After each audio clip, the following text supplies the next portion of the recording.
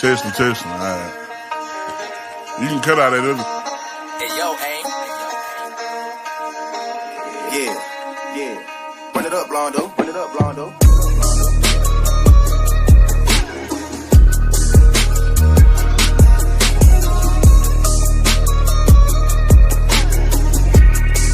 Hey, see y'all from Texas, where we sit riding swangers and put diamonds in our neck.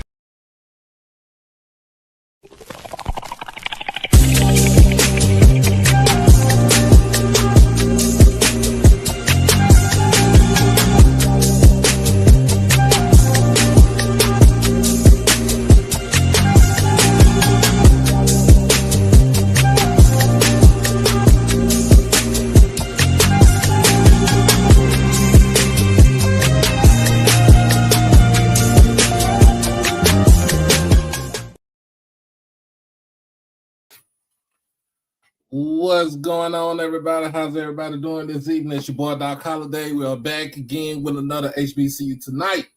As always, powered by HBCU Overdrive. Make sure that you like the stream, comment, share. Most of all, subscribe to the channel and get everything that you need. Hit that notification button to get everything that you need. HBCU Overdrive.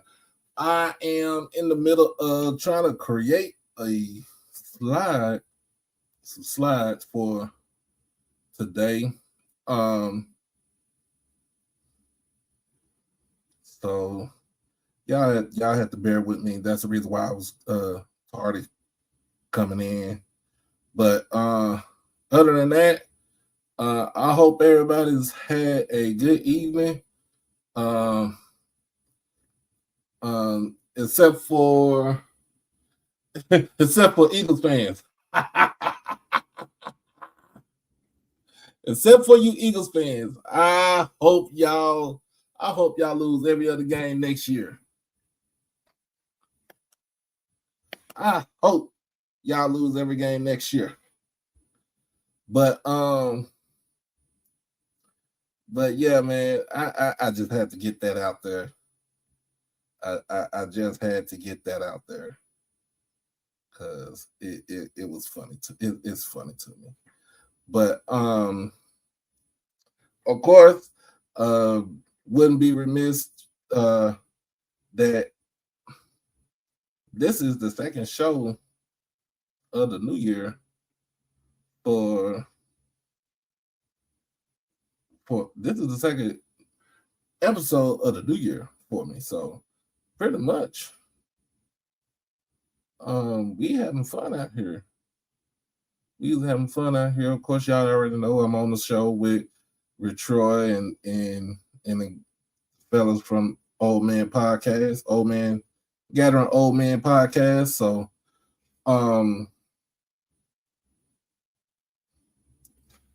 but yeah,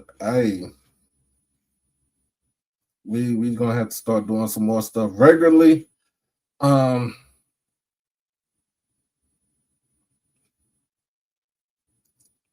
So that way we can go ahead and get our things going. So hopefully this should be coming up sometime in a minute.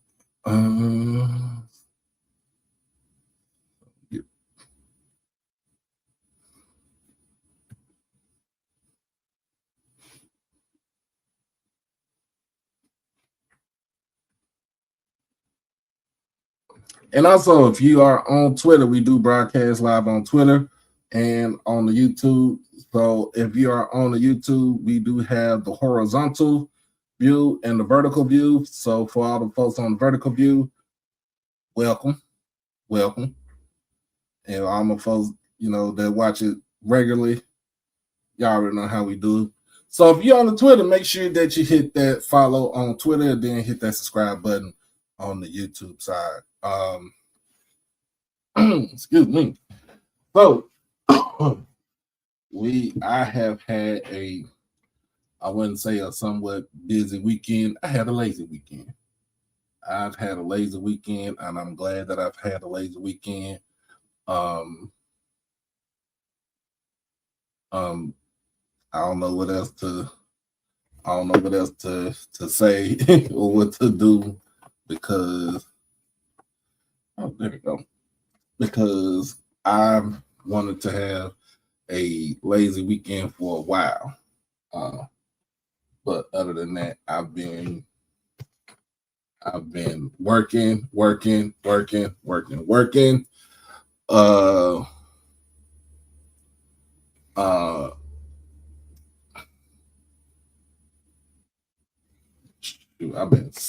I take that back. I've been sleeping and working. So I'm gonna put it just like that.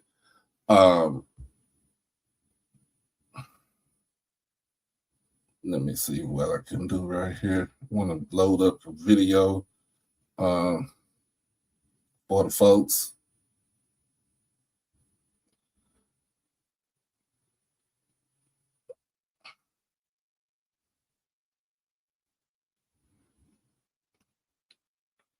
So other than that, man, we gonna have a good one. What's going on, Chuck? Let's see, Mr. Ford, jump on here in a little bit. We go over these transfer the kids out of the portal. We see people done slept on the coalition done slept on Jackson State so much that they believing that we gonna be down and out. But that's nowhere to be found. People say we're gonna be down and out. And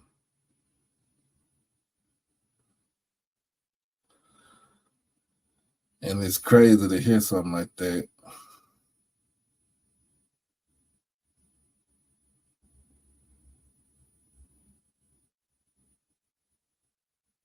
It's crazy to hear something like that. So I just hope everybody got their popcorn ready for this coming up year. But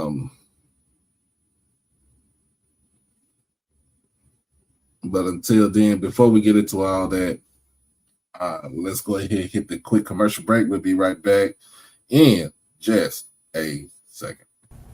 It's your boy Doc Holliday.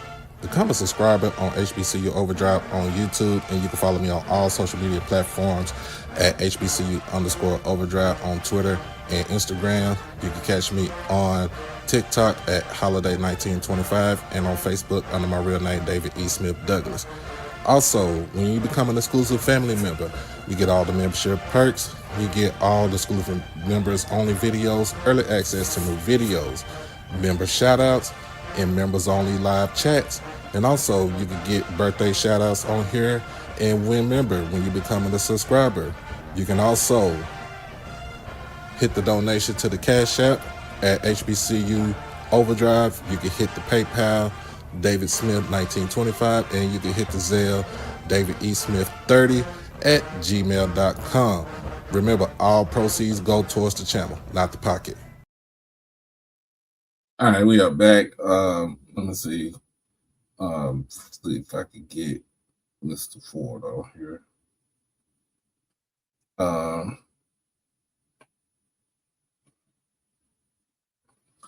It is God, it's carnival season now.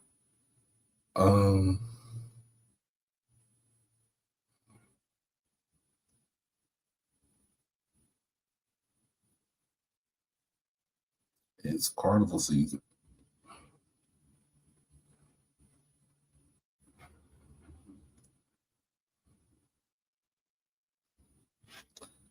Let's see if I can load this up.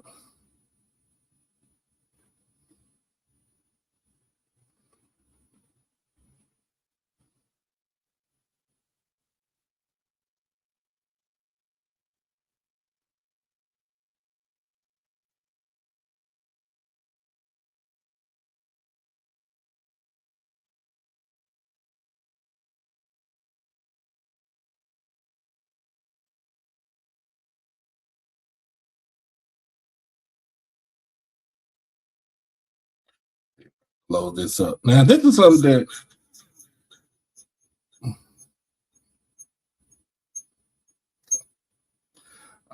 this is something that Coach Tremaine Jackson had talked about yesterday. I think it was yesterday, either yesterday or today, at the AFCA convention. Should be coming up.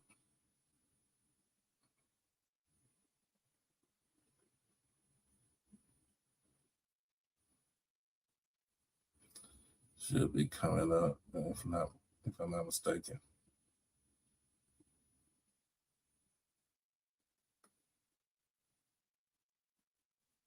All right. Here we go.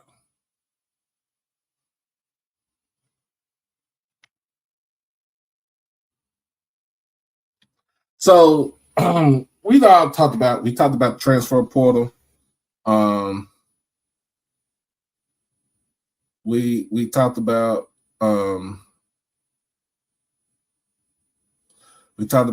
the carelessness when it comes to the players entering the portal, right? And we also talked about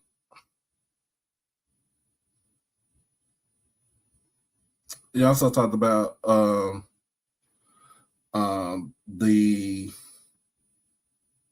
what's going on, man.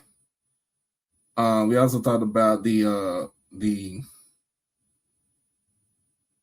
downfall of having these portal agents. So I want to go ahead and play this clip, and I want to try to give me y'all your input on this. On 1 second. The agent business, who the agents can be. You know, we talked to so many random people that just started being an agent yesterday.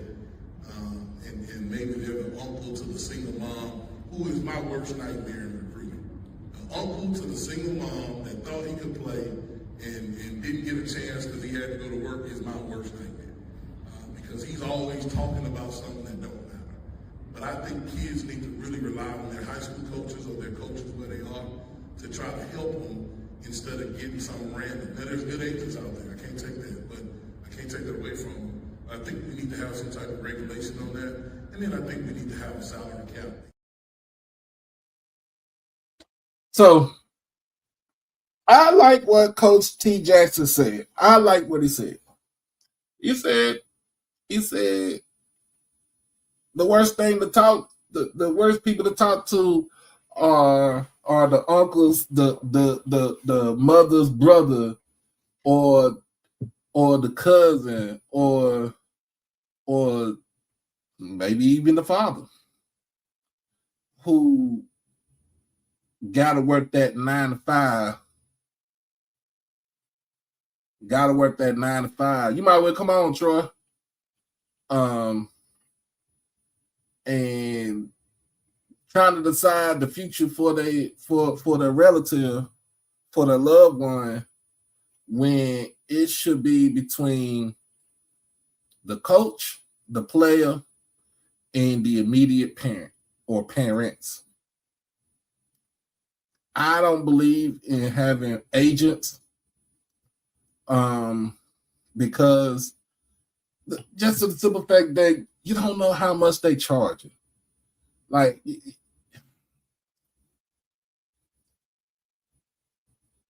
I can't. It's something about that I can't deal with when, it's one of the things where it's a touchy, it's a touchy subject. And I don't think a lot of people are equipped for what's coming ahead.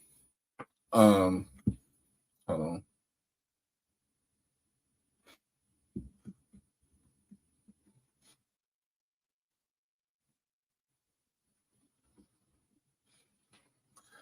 I don't think a lot of people understand like what's coming ahead, like with what's going on.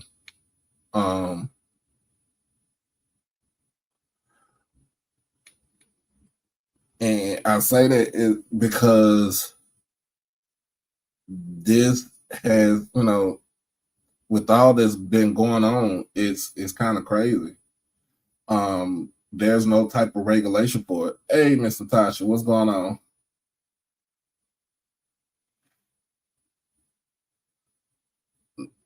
There's no type of regulation for this.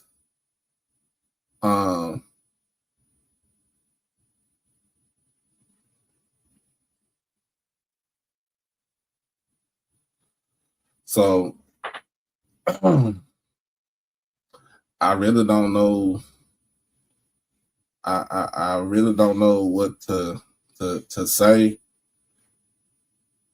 and what to tell folks.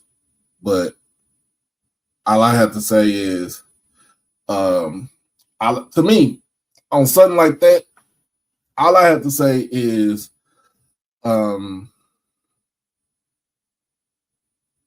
be cautious. Be cautious. And the reason why I say be cautious is because you just don't know what's out there. You don't know what's lurking out there.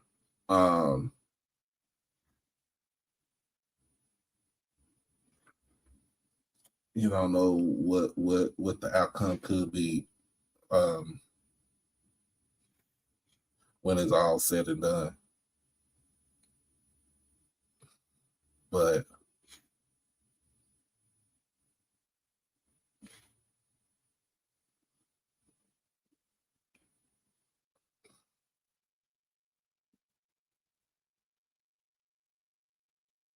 make sure y'all like the stream. Make sure you comment and share and subscribe to the channel. Also, make sure you hit that donation button. We haven't gotten to the chance to hit the donation button.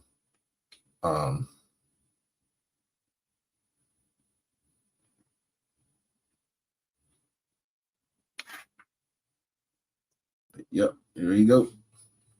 Hey, you can hear me? Yes, sir. I've been watching Coach Jack, little presser, a few times. Is he lying or not? It's complicated. So it's a lot of layers of what he said. Problem number one is that in the HBCU world is talking about stuff that PWI, P4, and mid-major coaches are talking about, right? Mm-hmm. The problem is that it's two different demographics and two different types of kids. In the PWI world, I'm here to tell you, you telling kids to lean on their coaches, I promise you the coaches are the problem. I know high schools right now who are begging for HBCUs, and these are, I think I posted the other day, private high schools in the Tampa Bay area begging for HBCUs to come take a look at their players because his coaching staffs from that school would not allow HBCUs to come look at their players. That's one. Okay, I can get to that. Two, the limiting of money, security. The Supreme Court already said you're not limited NIL. You can only limit revenue share, but that's because that's something that has been bargained with the House of it. But third-party NIL deals or independent NIL deals, you can't limit that income.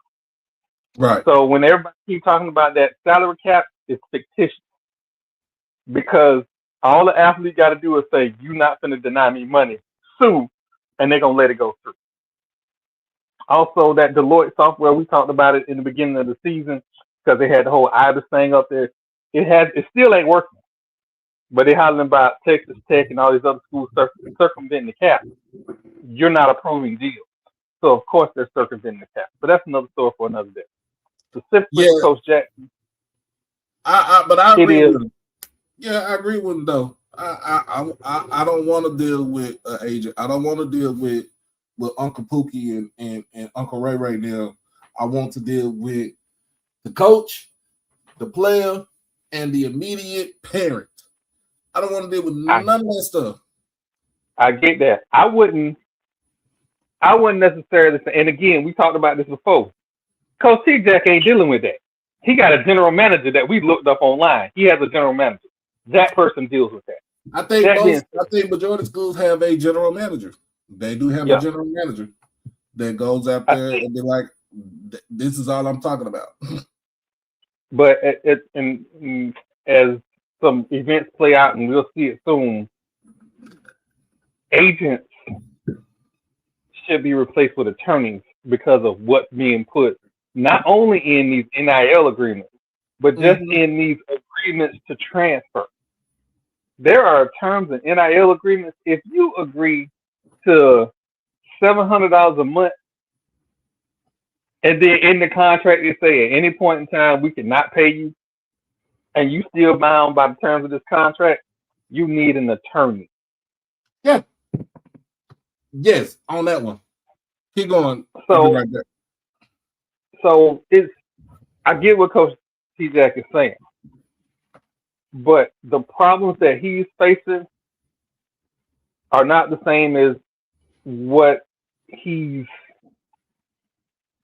It's just not the same for. I'm going to use the SWAC as an example. It's not the same for the SWAC. Yes, I think it's not. I think it's not just for HBCUs. I think it's for FCS altogether. And I apologize. I can't see the chat right now. I'm trying to figure it out. There we go. But it's this conversation. It's very complex, but it's easy to turn the kid and the kid's parents into the villain. Right. The villain is not the kid's parents. It's not the coaches. It's not the institution. It's the NCAA. We got here because for a decade, the NCAA been working like they the mob. Exactly.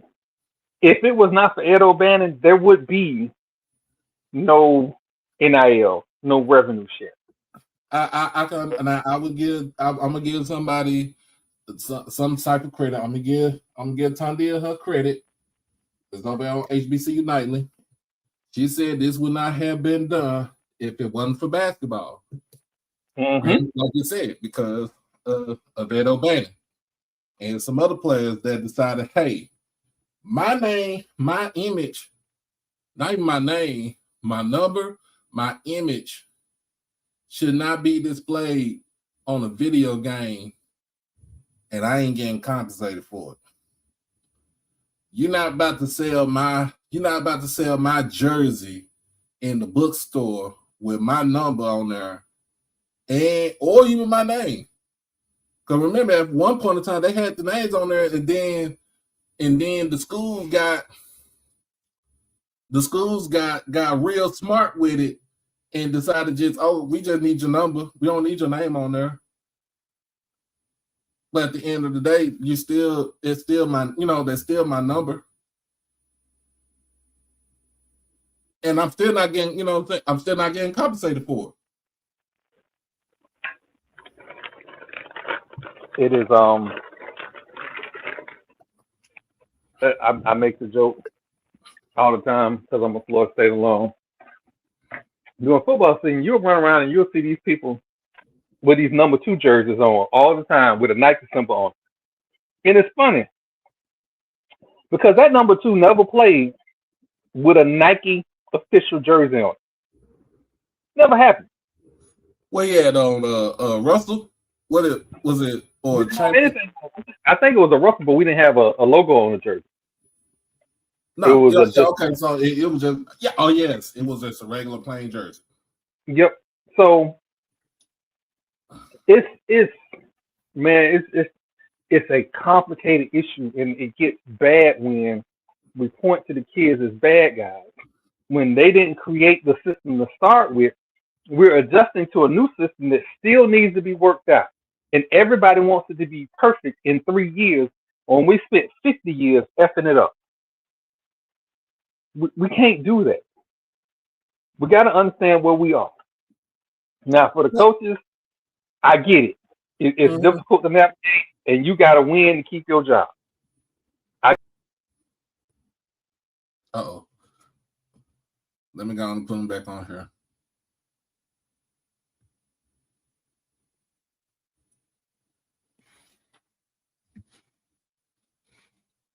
There you go, Troy. If you got it. All right. Sorry about that, y'all. I hit the wrong button. But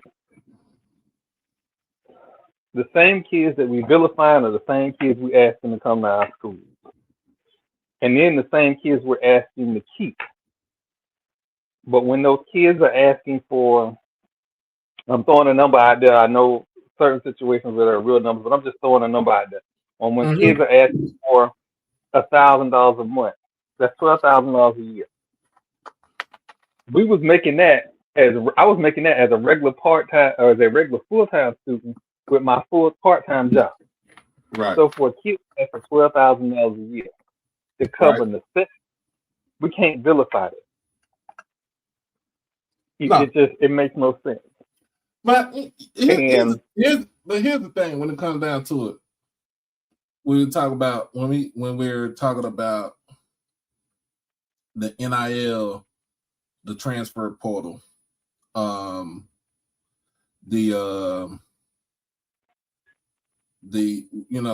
what's going on in college football, just college sports, period. But it's mainly for college football, college basketball. You don't rarely see it in baseball, or you don't see it in any other non-revenue sport. You just only see it in basketball and football.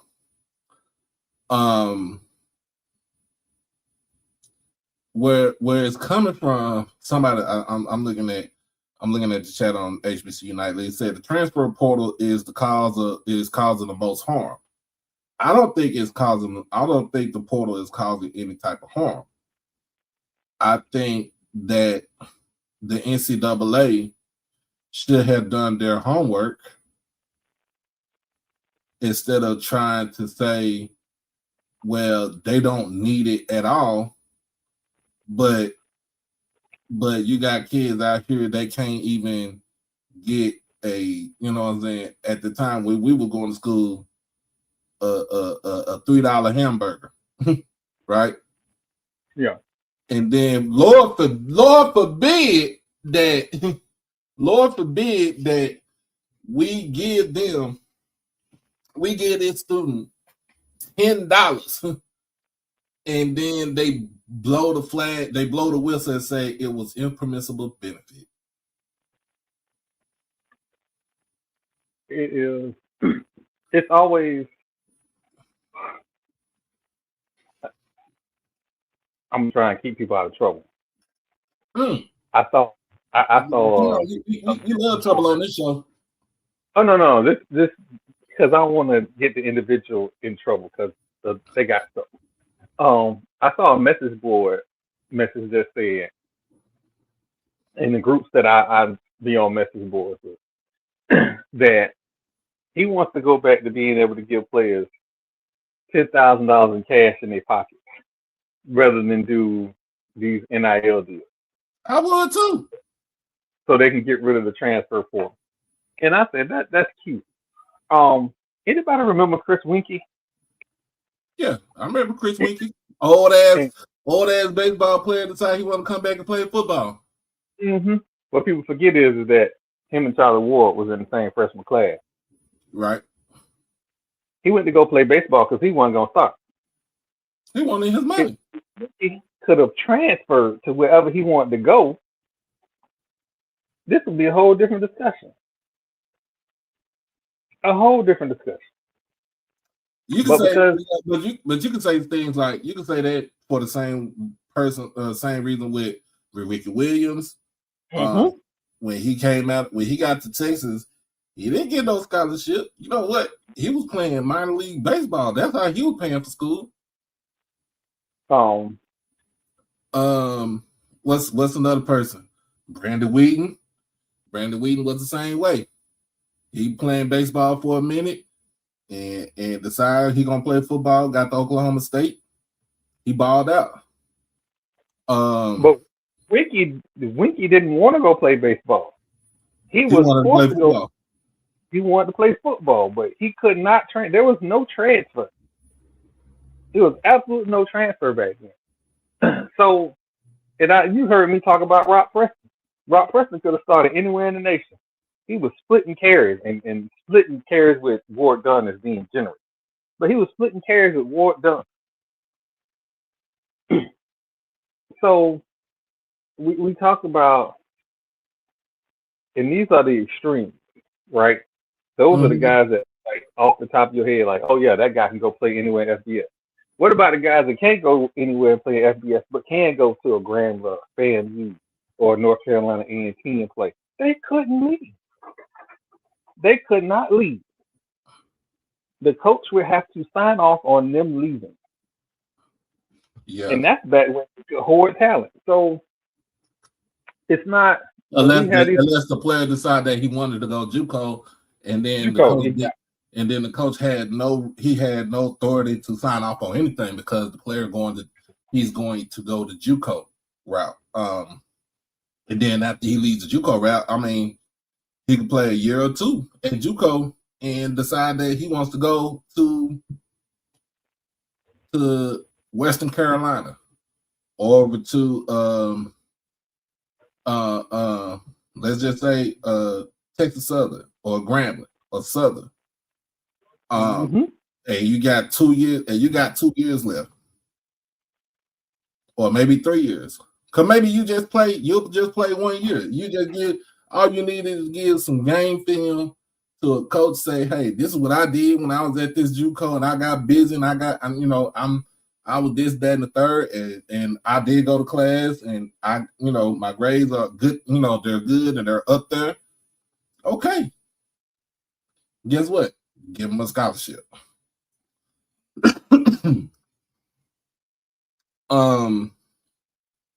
What we can see right now in the portal. All right, but what we can see right now in the portal, what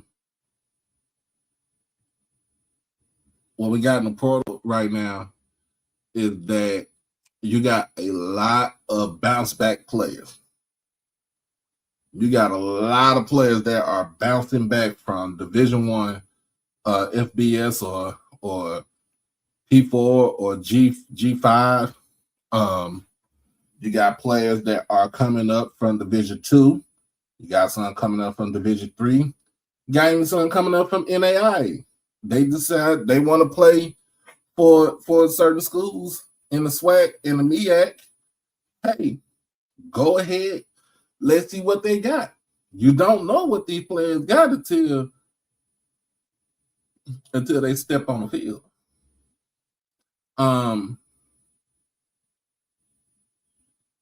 But I'm going to be the one to say, I wish you did have Bagman again, because if you did, most of these kids will probably stay where they at. And it's crazy when you looking at it, you got a kid that's transferring in from a another Big 12 school with a $5 million NIL deal to be the starting quarterback for a college football playoff team.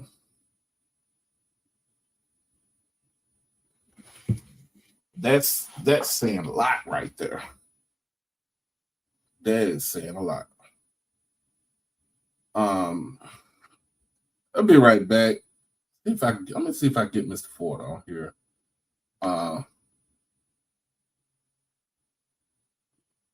Be right back in just a second. Yo, it's your boy Doc Holiday with HBCU Overdrive, and I am proud to sponsor Merch Sports. Check out his new line of collection, the Black College Football Fan Club collection. It's basically designed to show support and give respect to the rich history and tradition of black college football. And as you already know, the best college players had to play at HBCUs before integration. So go ahead and check it out over at shopmerchsports.com. Merch Sports. Merch for the sports enthusiasts. All right, we are back, and Jack got off the phone with Mr. Ford, and he should be on in a little bit.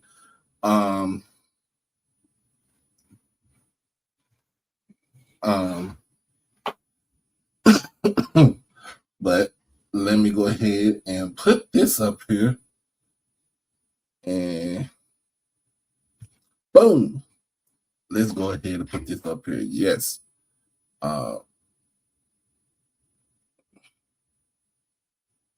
So these are the players that are coming from the transfer portal who have committed to Jackson State. Let's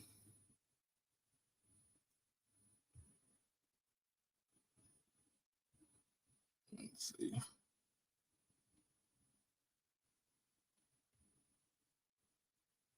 There we go. So the first one we have, the first two we have on here are DJ Welch and Tyrese Buffkin. DJ Welch is a receiver from Noxubee County. Of course, again, TC is going with Mississippi guys.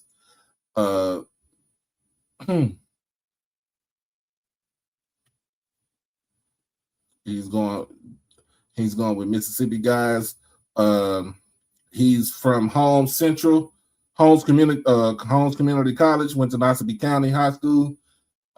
He is coming in as a transfer wide receiver from the JUCO level. We also have, Tyrese Buffkin, who is a DB. Transfer from Chicago, Illinois. Western Illinois is his former school. Coming to play DB. Look like he can play some safety. He can play some nickel. Want to see what he does on the field.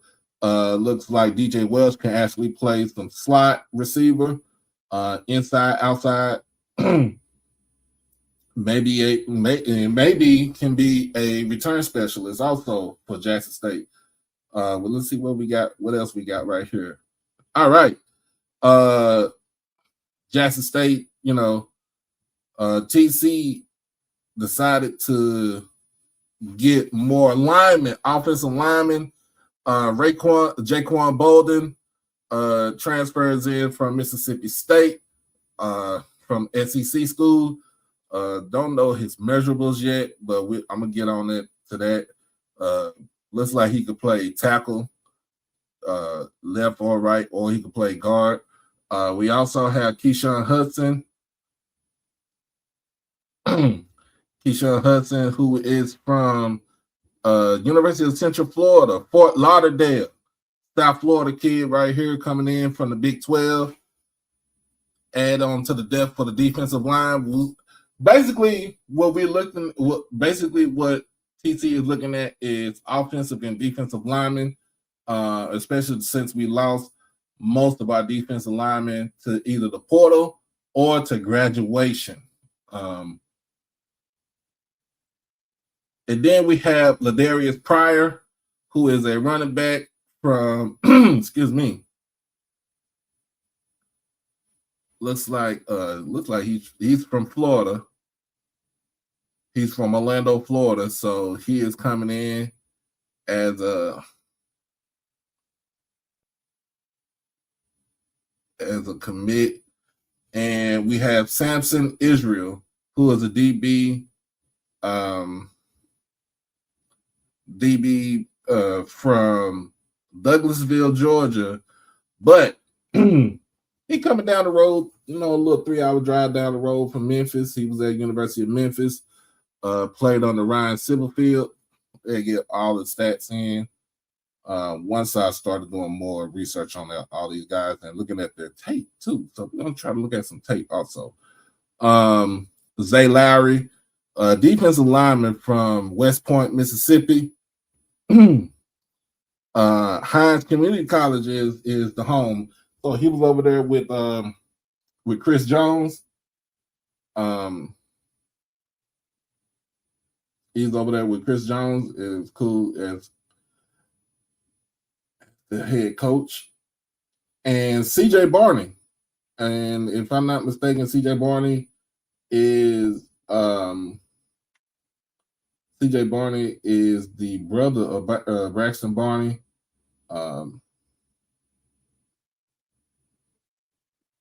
So DJ Wells played at Alabama A&M. Cool, thank you, sir.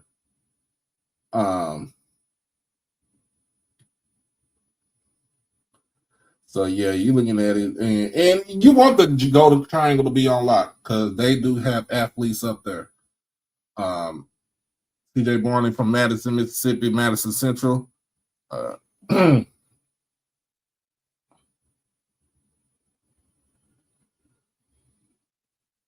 Is coming in as a linebacker.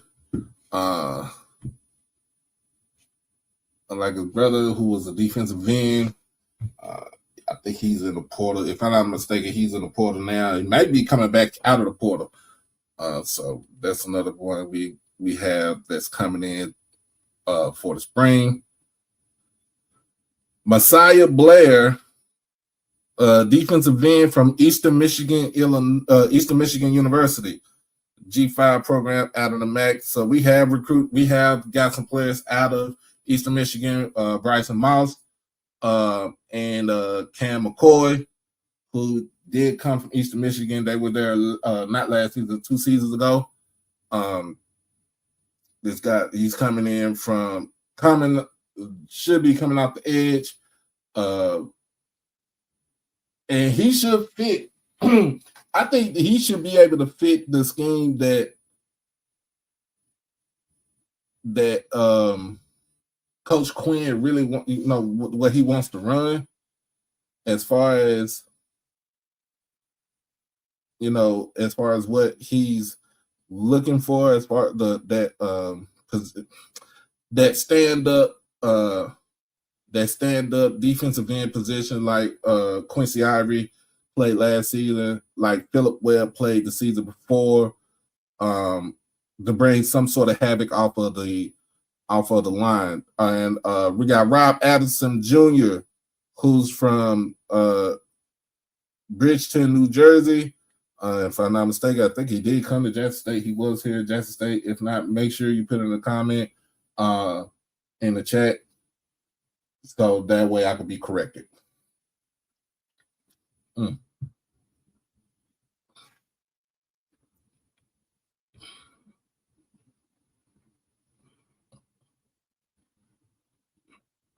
7 Messiah 6'7".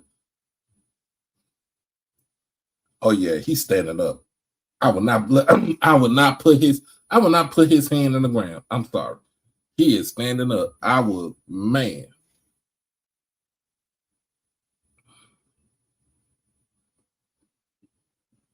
He is standing up. I cannot see him putting his hand in the ground. All right, we got Swipe Marshall, safety. I think this kid right here, he's transferring in from Western Kentucky, who is from Cocoa, Florida. Look, we have a good relationship with kids that's from Florida, from the state of Florida. Of course, we got Stanley Cooks on the squad still. We still got a couple of kids that are from Florida, and then we got Michael Gay. He says linebacker, but I think he's more of he's going to be more of a safety. He's coming from Tennessee State.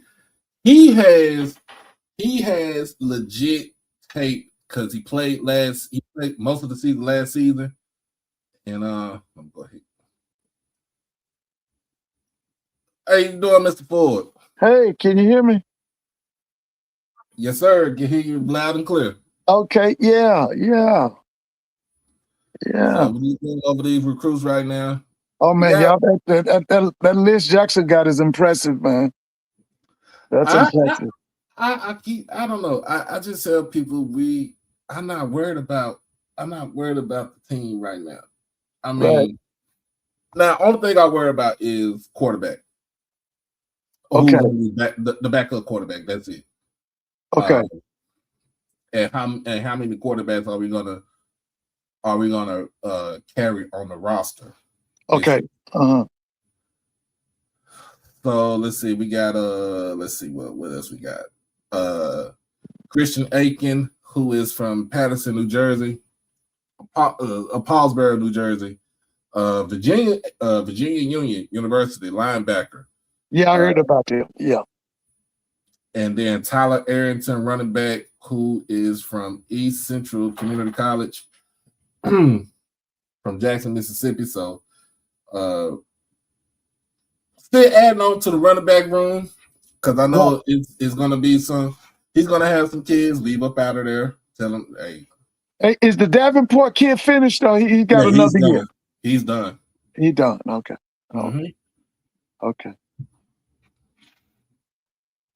And then let's see who else we got. Jeremiah Kirk, defensive lineman from University of Arkansas in Monticello. Right. He is from Louisville, Mississippi. So he's another. Look like he's I don't know the size on him. I got to look at the size on him.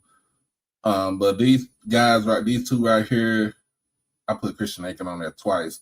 But Jeremiah Kirk, defensive lineman, looks like he can put his hand in the dirt. But I'll be remiss if he has his hand in the dirt. I think he'll probably one of those stand-up rush-ins that Quinn would like to, like he'll like to include in his packages. So we're gonna be looking at. I'm gonna start looking at some more film on these guys too. So Barry Chandler is the defensive lineman, Mississippi Delta Community College, from Crystal Springs, Mississippi. And look, Amarian Ware, University of Louisiana, Monroe, another defensive lineman. Look like he's more of a D tackle, inside lineman. You know, all the guys y'all get from UL Monroe always be tough. Because that's Zach Bro and Evan Henry and them, right? Zach Bro, Evan Henry. You had Wiggins. Wasn't Wiggins from there? Yeah, Wiggins was from there. Everybody y'all get from there be tough.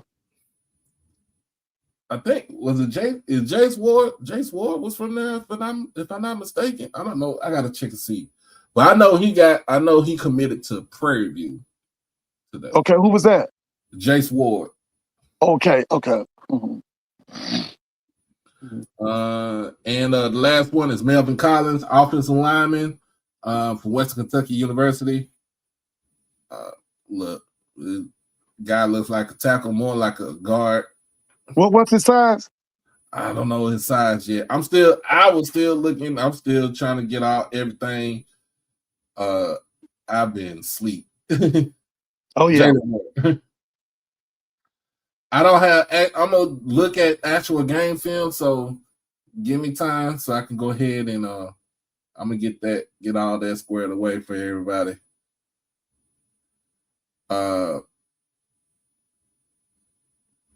Okay, let's see. I got a question. It said, what grade would you give? Would we give Jackson State right now? I would give them an A. I would give them an A minus. Because the thing that we're looking for is the quarterback. You gotta look for the QB. You gotta look for that QB. We did get a QB from Valparaiso. I seen some of his film, even though the team was not that good. The film stood out that he can actually take over a game if something happens to Jared Lockhart. And these are just kids that just committed because they're going to be signing in on on the February signing day. Yeah. So that's not including the other kids that we did get, the Jay Lockhart and Will Dreekers, all those other kids that we got in December. Mm-hmm. So if I'm looking at it, if I'm grading it, I say A minus. Then you still got kids then you still have JUCO kids that are graduating in May. We can still get kids out of the portal. They just can't go in after the 15th. So you have up to the 15th to jump in that portal. So, Doc, repeat that again. You said that the kids can't get into the portal after the 15th, Yeah, but the schools can pick them. I'm sorry. Say that again, Papa. So you can jump in the portal before the 15th. Okay. Anything after the 15th, you can't do anything. Okay. You got to stay with your team. You're going to be where you at. Okay. All right.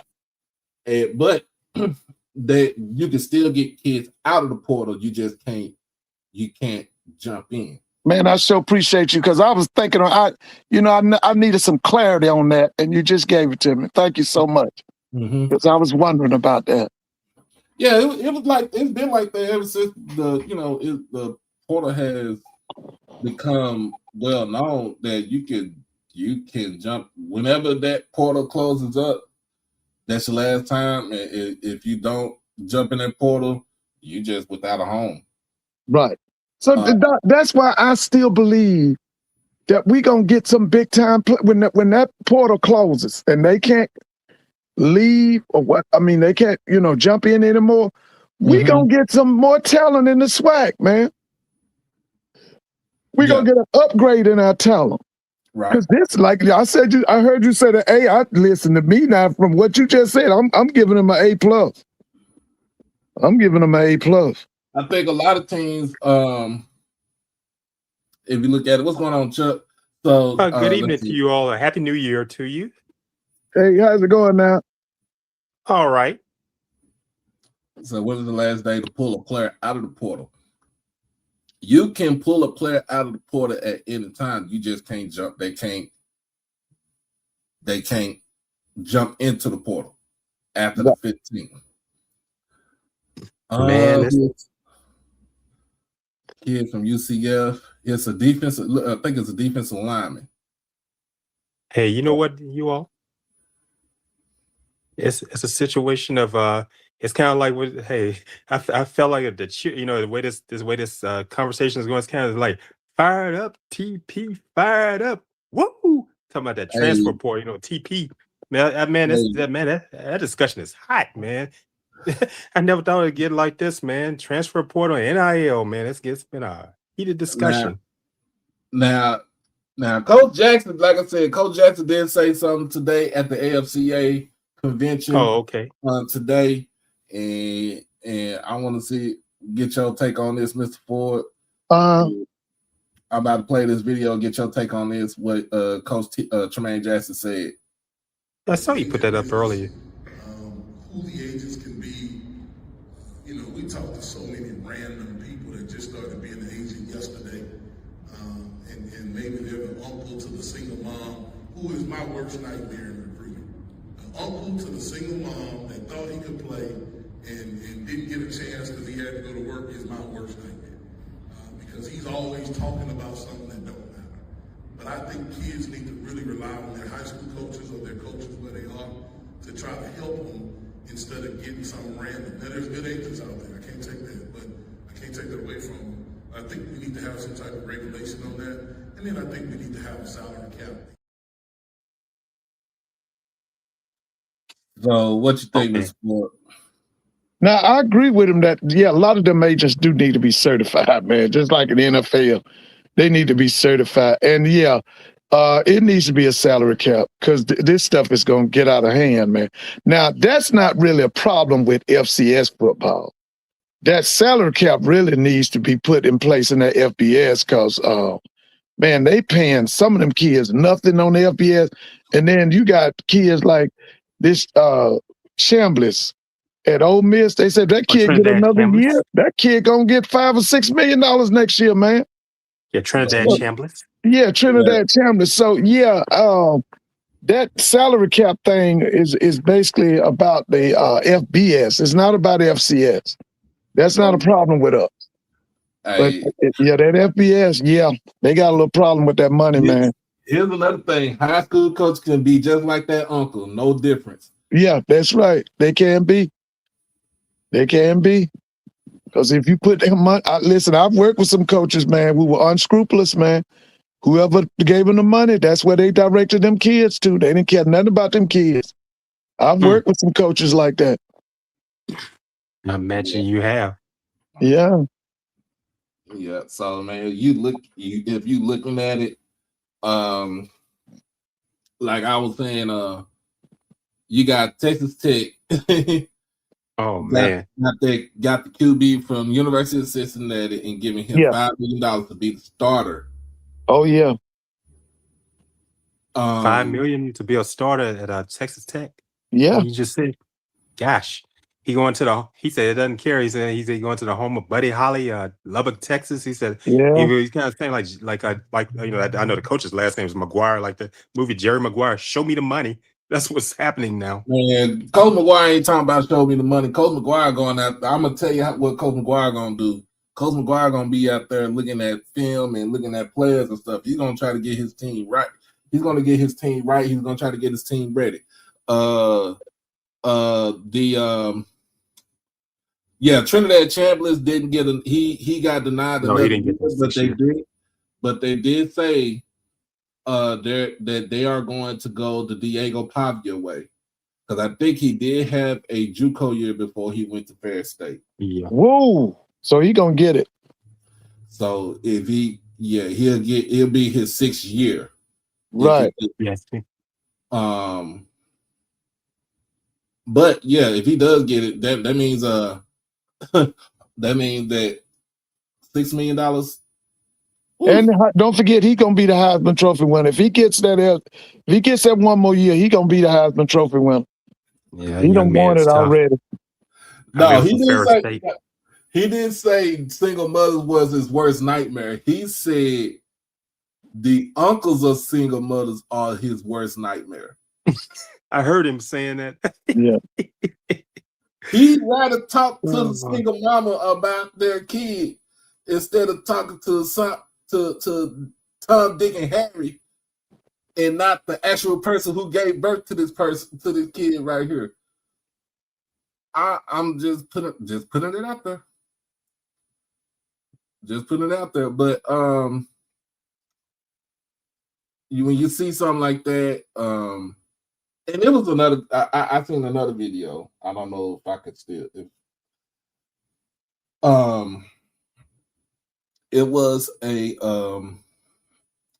billionaire booster that's from SMU, and gosh. But he had some real. He was talking real talk. Oh yeah, I can imagine. Yeah, all that money. And he was talking about his friend Cody Campbell, who is a billionaire also. He's from Tech. He graduated from Texas Tech. Oh, okay. So he was saying that there was no way that his Red Raiders was going to compete on the same level as Oregon and Phil Knight, because Phil Knight got $45 billion and Cody Campbell only has probably maybe $3 or $4 billion. The discrepancy was going to be it was that big, it was that wide. So because also remember, what's up, cousin? He's going to have to deal with Nike money. Whoa, yeah, Nike money. He's dealing with Nike money, but see, Texas Tech got Adidas money. Adidas. But Adidas ain't the same. Is not the same, because if you look at football apparel in college football, it's going to be Nike, then Under Armour. Under Armour. Yeah, I had a feeling. and then Adidas. And then I think New Balance got a deal with Boston College or something like that. Oh, New Balance, yeah. For football. I've seen New Balance, yeah. I never thought that much about New Balance until you just brought it up.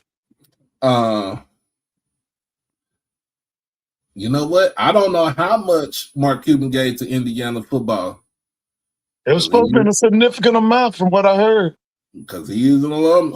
Hey, he's an alum.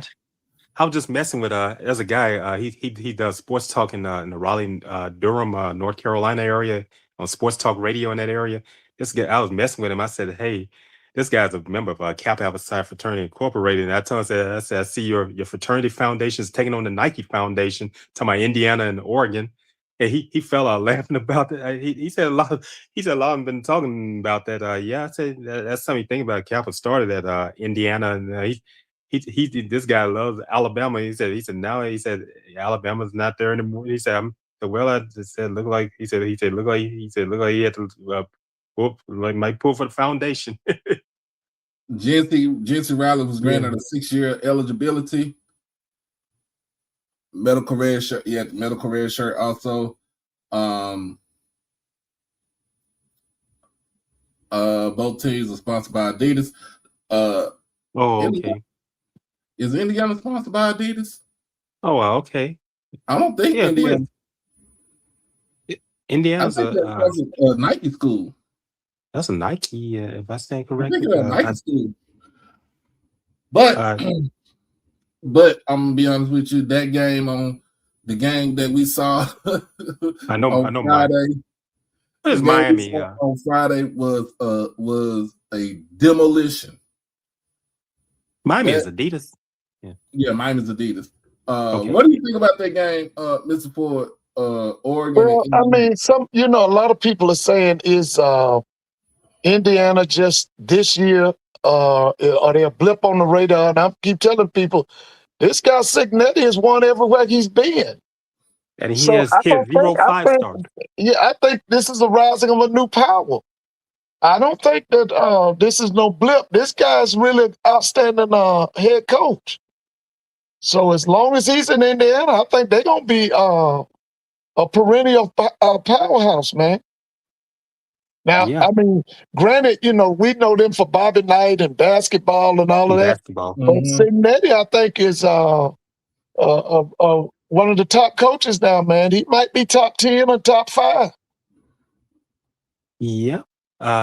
You know what? There's something Mr. Ford was just talking about that, Doc. I don't want to chat. I don't want to butt in the conversation like that. But shout out to a longtime radio personality, radio announcer for Indiana University, Don Fisher. He's been doing games since 1973 for men's basketball and for football. And he talked about that. He said he covered all the years. He said it's been miserable just watching Indiana football, watching all the losing. He saw the great. He saw Lee Corso win the 1979 Holiday Bowl, beating Brigham Young University, LaBelle Edwards team. And he said Bill Mallory he said he was a great coach. He was a great person. But he said he hasn't seen anything to this magnitude. Don Fisher's doing it today. He said he's been there since 1973 doing these games. He's 79 years old, still covering them. And that's what he was just saying. What Mr. Ford was just talking about. Mm-hmm. Yeah. Yeah. The thing is, okay. So Indiana is they're a data school. So okay. Yeah. It's, to me, because Indiana has no type of history in football. That's what Don Fisher was saying. Yeah, he said that. He said this, being around this long to covering them on radio is to see it to this magnitude. He said he never thought today, he coming from basketball and all those national championships. Bobby Knight, what Mr. Ford was just talking about. He said, but he said he had some great, he had Lee Corso and they had Bill Mallory. He said it's a decent team. He said, but he said what Kirk Signetti has brought in. He said it's unreal. So they only won the Big Ten 3 times: 1945, 1967, and then this season. 60, and yeah, that's 60. That was that 68 Rose Bowl. That's when that USC beat them. OJ Simpson team beat that Indiana team in the Rose Bowl. Yeah, the 67th season. Okay. They Yeah. only won the Big Ten 3 times. Yeah. That's crazy. Oh yeah, that's that 67th season. That's when Gary Beeben won the Heisman for UCLA, and OJ Simpson won in 68. The Heisman OJ Trophy. should have won it Southern twice. Cal. He should have got it in 67 and 68. So let's talk about, since we talk about Porter talk and everything, we got FAMU. They got their head coach, got Quinn Gray. They got their QB. Yeah, I saw that. They have been recruiting all the way through before he even took the job. And he knew he was gonna get the job too. So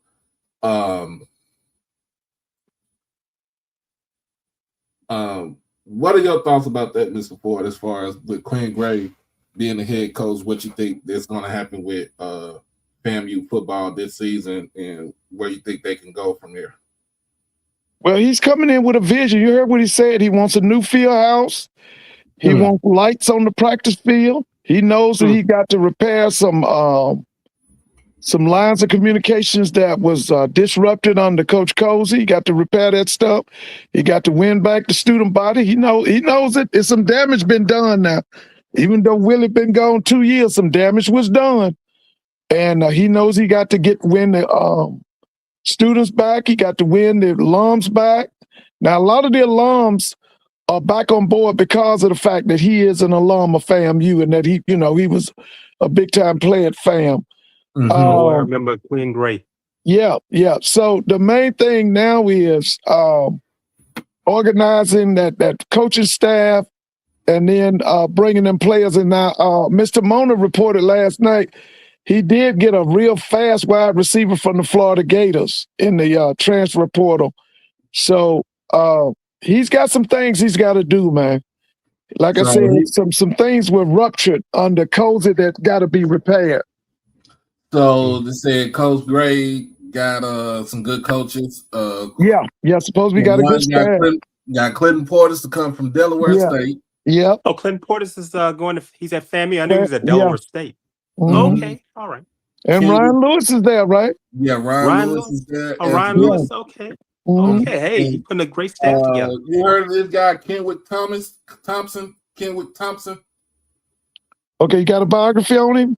I don't know who this guy is, but just what is he coaching? What's his position he coaching? I wouldn't know. The other person, I think the other person that they did get to come to FAMU is Ron Dugans. Yeah, I know Dugans now. I've been knowing Dugans for years. Dugans a Florida State guy.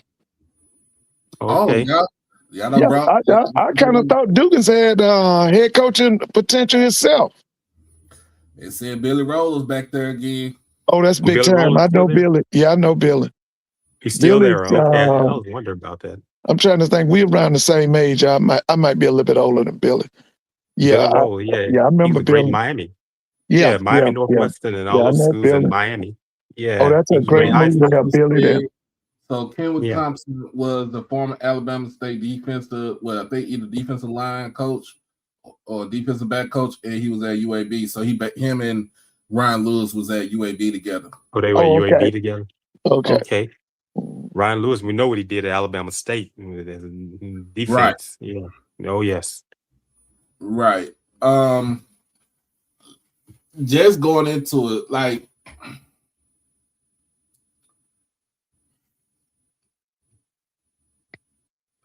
cuz text me on the phone, man. Text it to me. And I believe SWAC will be enforced in 26 this year. You got Kareem Burke, who was at UAPB. He was at FAMU before. He is going. I remember him. He is going to Alcorn now. Okay. Kareem was a wide receiver, right? That's correct. Was he from Reigns or Reebok? I think Troy. Troy, where's Kareem Burke, KJ Burke from? Oh, well, he'd have been all over the way. Hold on. I mean, like, what was his high school? That's what I'm trying to think.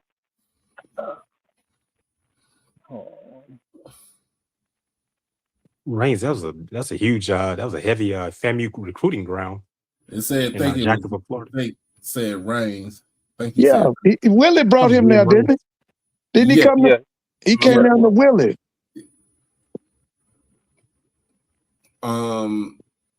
The big story still is in the SWAC is where's Andrew Body's going? Where is he going?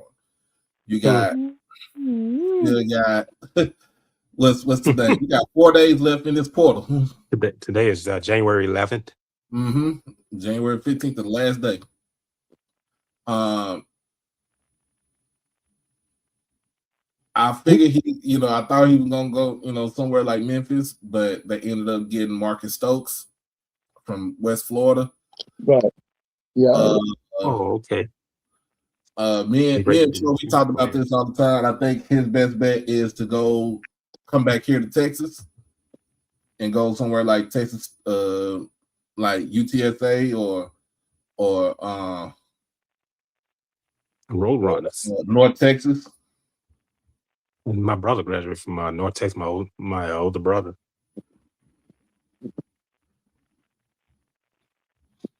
Yeah. So you think about it, like I think I think he said he got Rice on his list. He got UNT, UTSA. He has UTRGV on there. I don't think he wants to go back. Yeah. Yeah. No, I don't want to be. Got Sam Houston. Are those contacts or are those offers? Those are offers. Okay, those are offers. All right. Those are offers. Remember, he got the one from Kennesaw State too. Kennesaw State, Jerry Mack. That's I want him to take Kennesaw State like right now. And again, I don't have no insight on nothing. I got concerned when the third tier quarterback started running off the board. That's when I got concerned.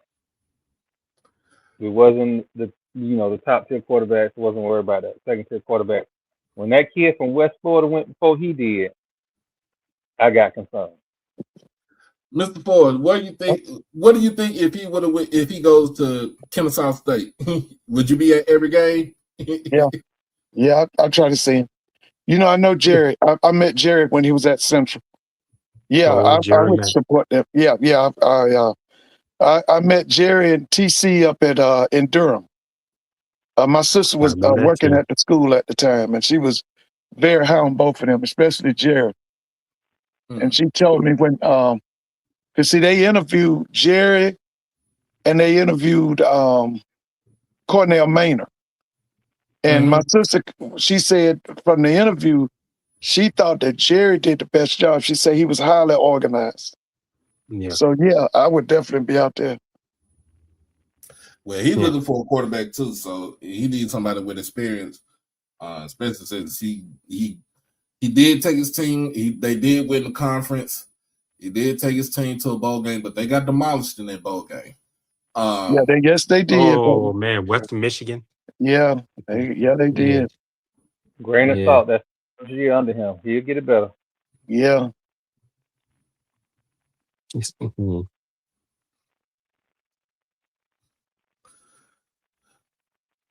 right. See, Coach Fred from Alcorn, Coach Frederick. He's gone to Mississippi Valley. He's gone to Mississippi Valley. He's the associate head coach over at Valley with T-Buck. Oh yeah. Okay. I'm glad for him. I got a chance to meet him after the Grambling Alcorn game this past season. Cool guy. We've become acquainted with each other, and I'm glad he landed on his feet. Very good social media presence. I'm not familiar with him as a coach. Oh yeah, I've met him. He had been there a good while. He was there under Fred McNair.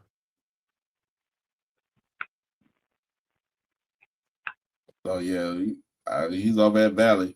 He's at Valley. Let's see. I think we got some other things we could touch on, but everybody's doing what they're supposed to do as far as with this transfer portal in the SWAC.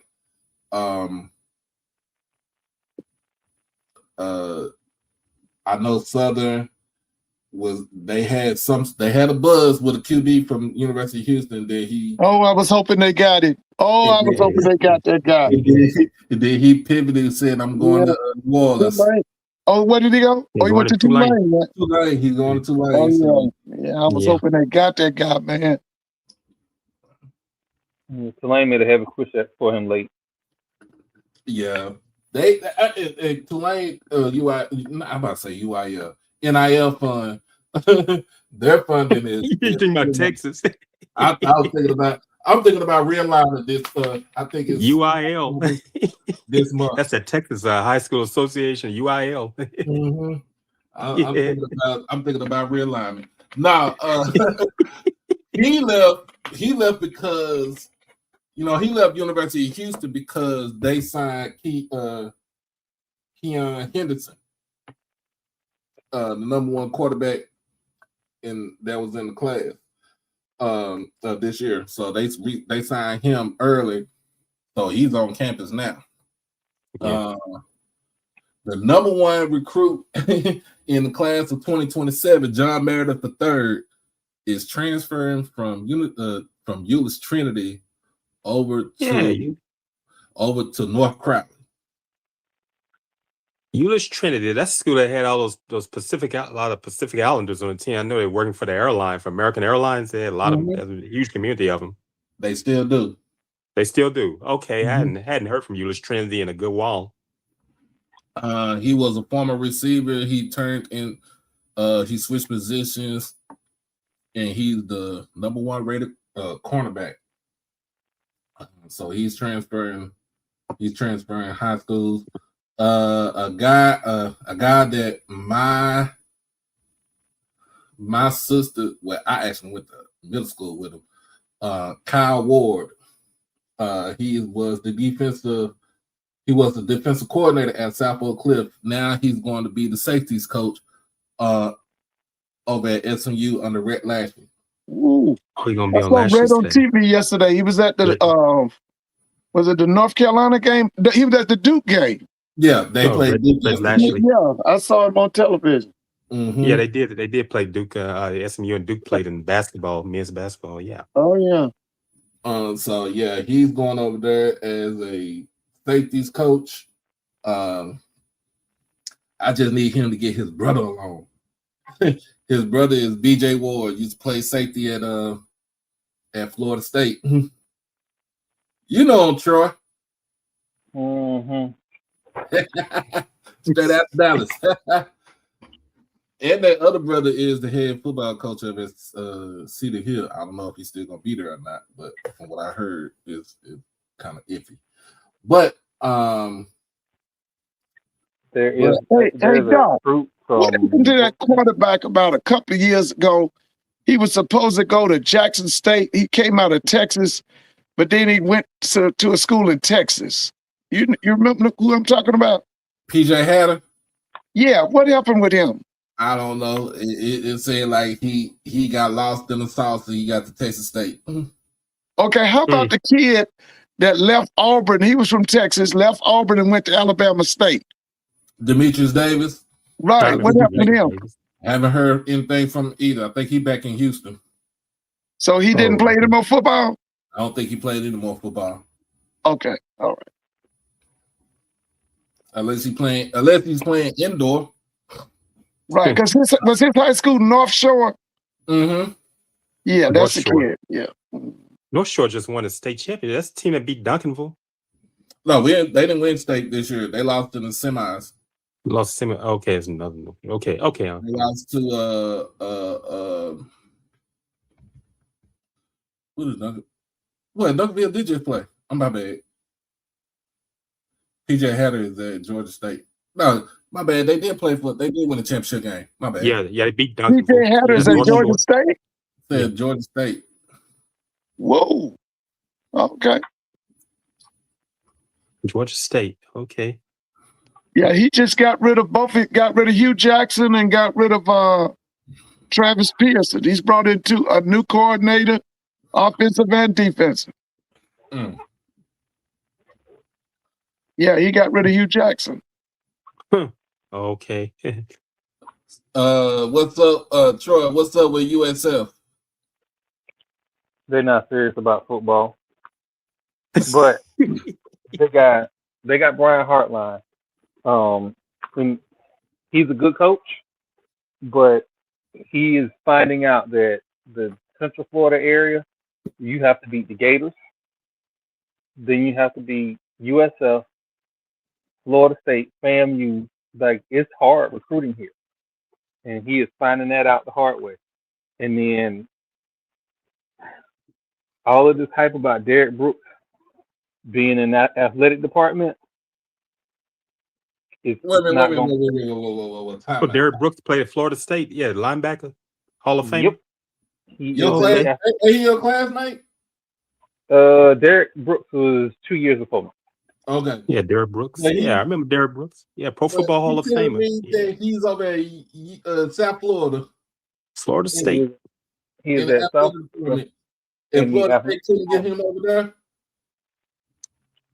You remember when they pushed Bobby out? Derek Brooks was on the board of trustees. He hasn't been in official capacity since. Okay. Yeah, I remember when he was on the board of trustees. He was Derek not having. Brooks. He didn't push him out, did he? No, he didn't. The other board of trustee members did. Oh. So, but yeah, no. Derek Brooks is the way they initially made it sound. They made it sound like he was the athletic director. He's not. He's the CFO or something of athletics, something crazy. But basically, he's the ambassador to get people to buy into the athletics program. Oh, okay. Try to make it sound good. Yeah, they that stadium still ain't been up. I graduated from USF in 2002. That stadium ain't been up yet. So that's the business on joke around here. They building something. I ain't seen no foundation yet, but they building something. Okay. Let's see what else we got. Howard with Ted White. Ted White as the new head coach up there, Mr. Ford. Baton Rouge, Louisiana. Yeah. You know, I knew Ted played for Steve Wilson. I knew Steve very well. Yeah. Went to G's High School, Glen Oaks. Glen Oaks, yeah. Yeah, we know Ted White. I remember a battle when Ted White came to the vet and played against Jackson. That's when y'all had Braylon Pratt. I remember that game. Yeah, they had what's that guy? Cat Morris and Sylvester Morris out of New Orleans. And you had the guy that went to the Carolina Panthers was a corner. I think Rashard Hanson made rest he went against them. That was my freshman year. Yeah, Rashard Anderson. I was there that game. Yeah, that was my freshman year. That was the year. That was Corey Braff's first year, only year at Jackson State. Corey Braff. Yeah, I remember Corey Braff. Yeah, Rashard Anderson passed a couple years ago when I think he did. Years ago. Yeah. Yeah, man. I watched him play. He I watched all those guys. Oh yes. Now let me just tell you one thing about Howard Athletics. Now they can pull those big time athletes, but the school is not going to do nothing for them. I hate to tell you that, but they're not going to do nothing for them. They don't care about sports. About 4 or 5 years ago, Howard had the #1 quarterback in HBCU football. His name was McGee? I think it was Greg McGee. He was from Pittsburgh. He was actually supposed to go to the Pitt Panthers, but the coach got fired and he ended up in D.C. at Howard. They did nothing to help that kid. They did nothing to help that kid, man. So that's the thing about Howard. I mean, they got a base salary, they got a big time budget and all of that. But as far as pumping athletics, now they're doing a good job to me with the boys basketball with the guy from Duke. Yeah. But football wise, they kind of pushing him. But football wise, I don't know. They're not going to do nothing to help. They're not going to do anything extra to help Ted White's program. That's not them. No, Howard is not that kind of school. They talk about all those celebrities.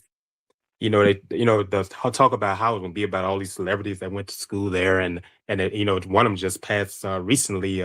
Gospel great Richard Smallwood went to school Yeah, there. yeah, He went to school with Smallwood Debbie just Allen. said. Mhm. Yeah, that's where you want to hear about those kind of stories. You don't get that big with football at that school, and I don't want Erica to get offended, but people saying she and the doctor. I don't want her to want them to get offended when I say something.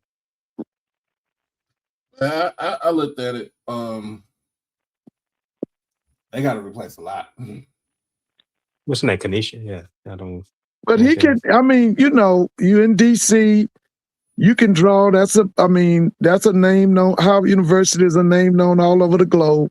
Oh He yeah. can get players and all that. But I'm just saying, as far as a commitment, say coming down from the president's office, I don't know.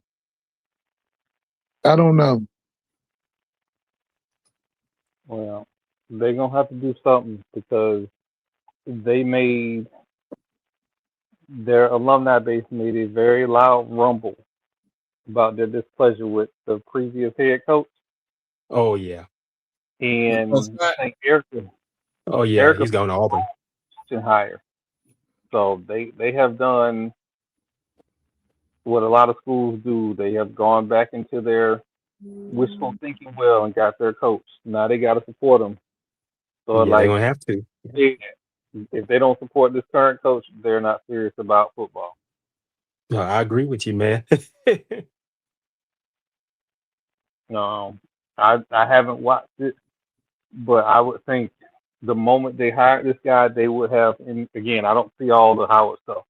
I would have thought that they would have started a fundraising campaign immediately. Yeah, man. For athletics. So if they did it, I didn't see it. I apologize, but right now I haven't seen it. Everybody else says hired a new coach immediately off the bat. They started a new fundraising campaign. Yeah. I even talked to yesterday. I look at Southern with Marshall Falk being at Southern. I on Perry's show yesterday. I called in. I got a chance to talk to the chairman of the board of supervisors of the Southern University System, Tony Clayton. Attorney and donor. I got a chance to ask him a question yesterday morning. I said with his being on, I said I have to ask this question, and I did about people getting that the support coming in from companies. Yeah, they all excited about Marshall Falk. Yeah. I get that impression too. Yeah. The people in Baton Rouge I think they're gonna support him all the way. Oh, yes. I mean, they ain't got no other choice but to support him, man. He Oh, going into yeah. the first year of the what he got 3 years plus the Option or something. option Yeah. coach's option. Yeah. Oh wow. Man, shoot, he in it. He in it for the long run. Oh yeah. Another thing that TJ said, he said that recruiting high schoolers heavily is a luxury he and many others don't have. What you think about that? Go with Mr. Ford. What you think about that?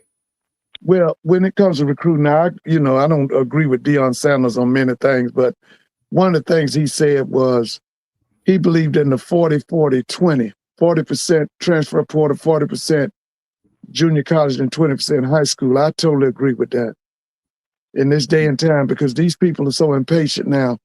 You got to come in. Yeah. I mean, what Jackson has done now, he's made it hard on people. This guy comes in from Valdosta State and wins the SWAC in his first year.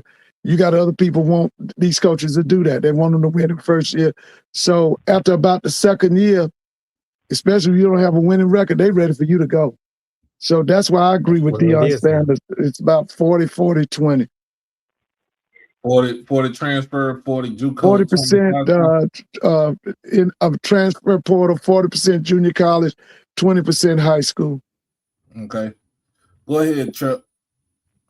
Well, I look at it as kind of what Mr. Ford just says. It's a situation like that. What's that commercial? J.G. Wentworth.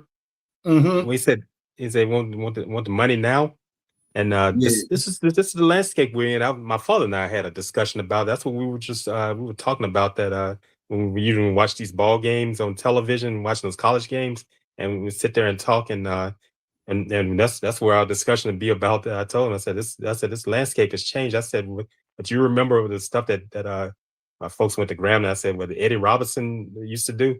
I said they don't do that anymore, and because my father's 82 years old, and we just sit there and talk, and he understands what's going on, and he said, yeah, he said this, he said you're right. He said this is where it is now.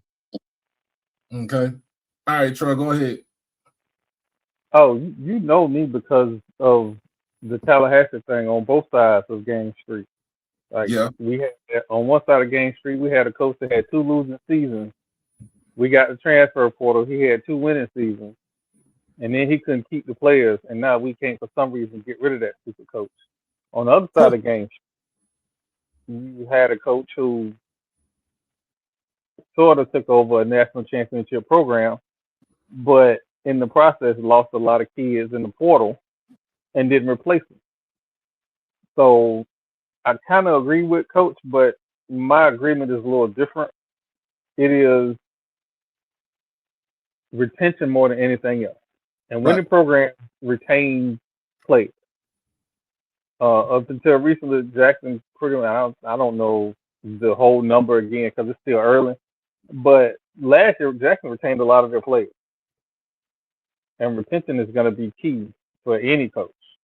Like we talk about, oh, you're getting these kids out of the transfer portal. Okay, if these kids have 2+ years, are you retaining them for their remaining years? So, and that goes into coaching, relationship, and winning. And if we make these kids out to be villains of just mercenaries and not part of our university, of course, when somebody come whispering in their ear, they're going to remember that when they got signed, all they heard from the fan base was, you just a rental, you just a mercenary. Every kid that signed to you, I make sure I say, you welcome family. If they don't hear nothing else from anybody else, they're going to hear from me that they family.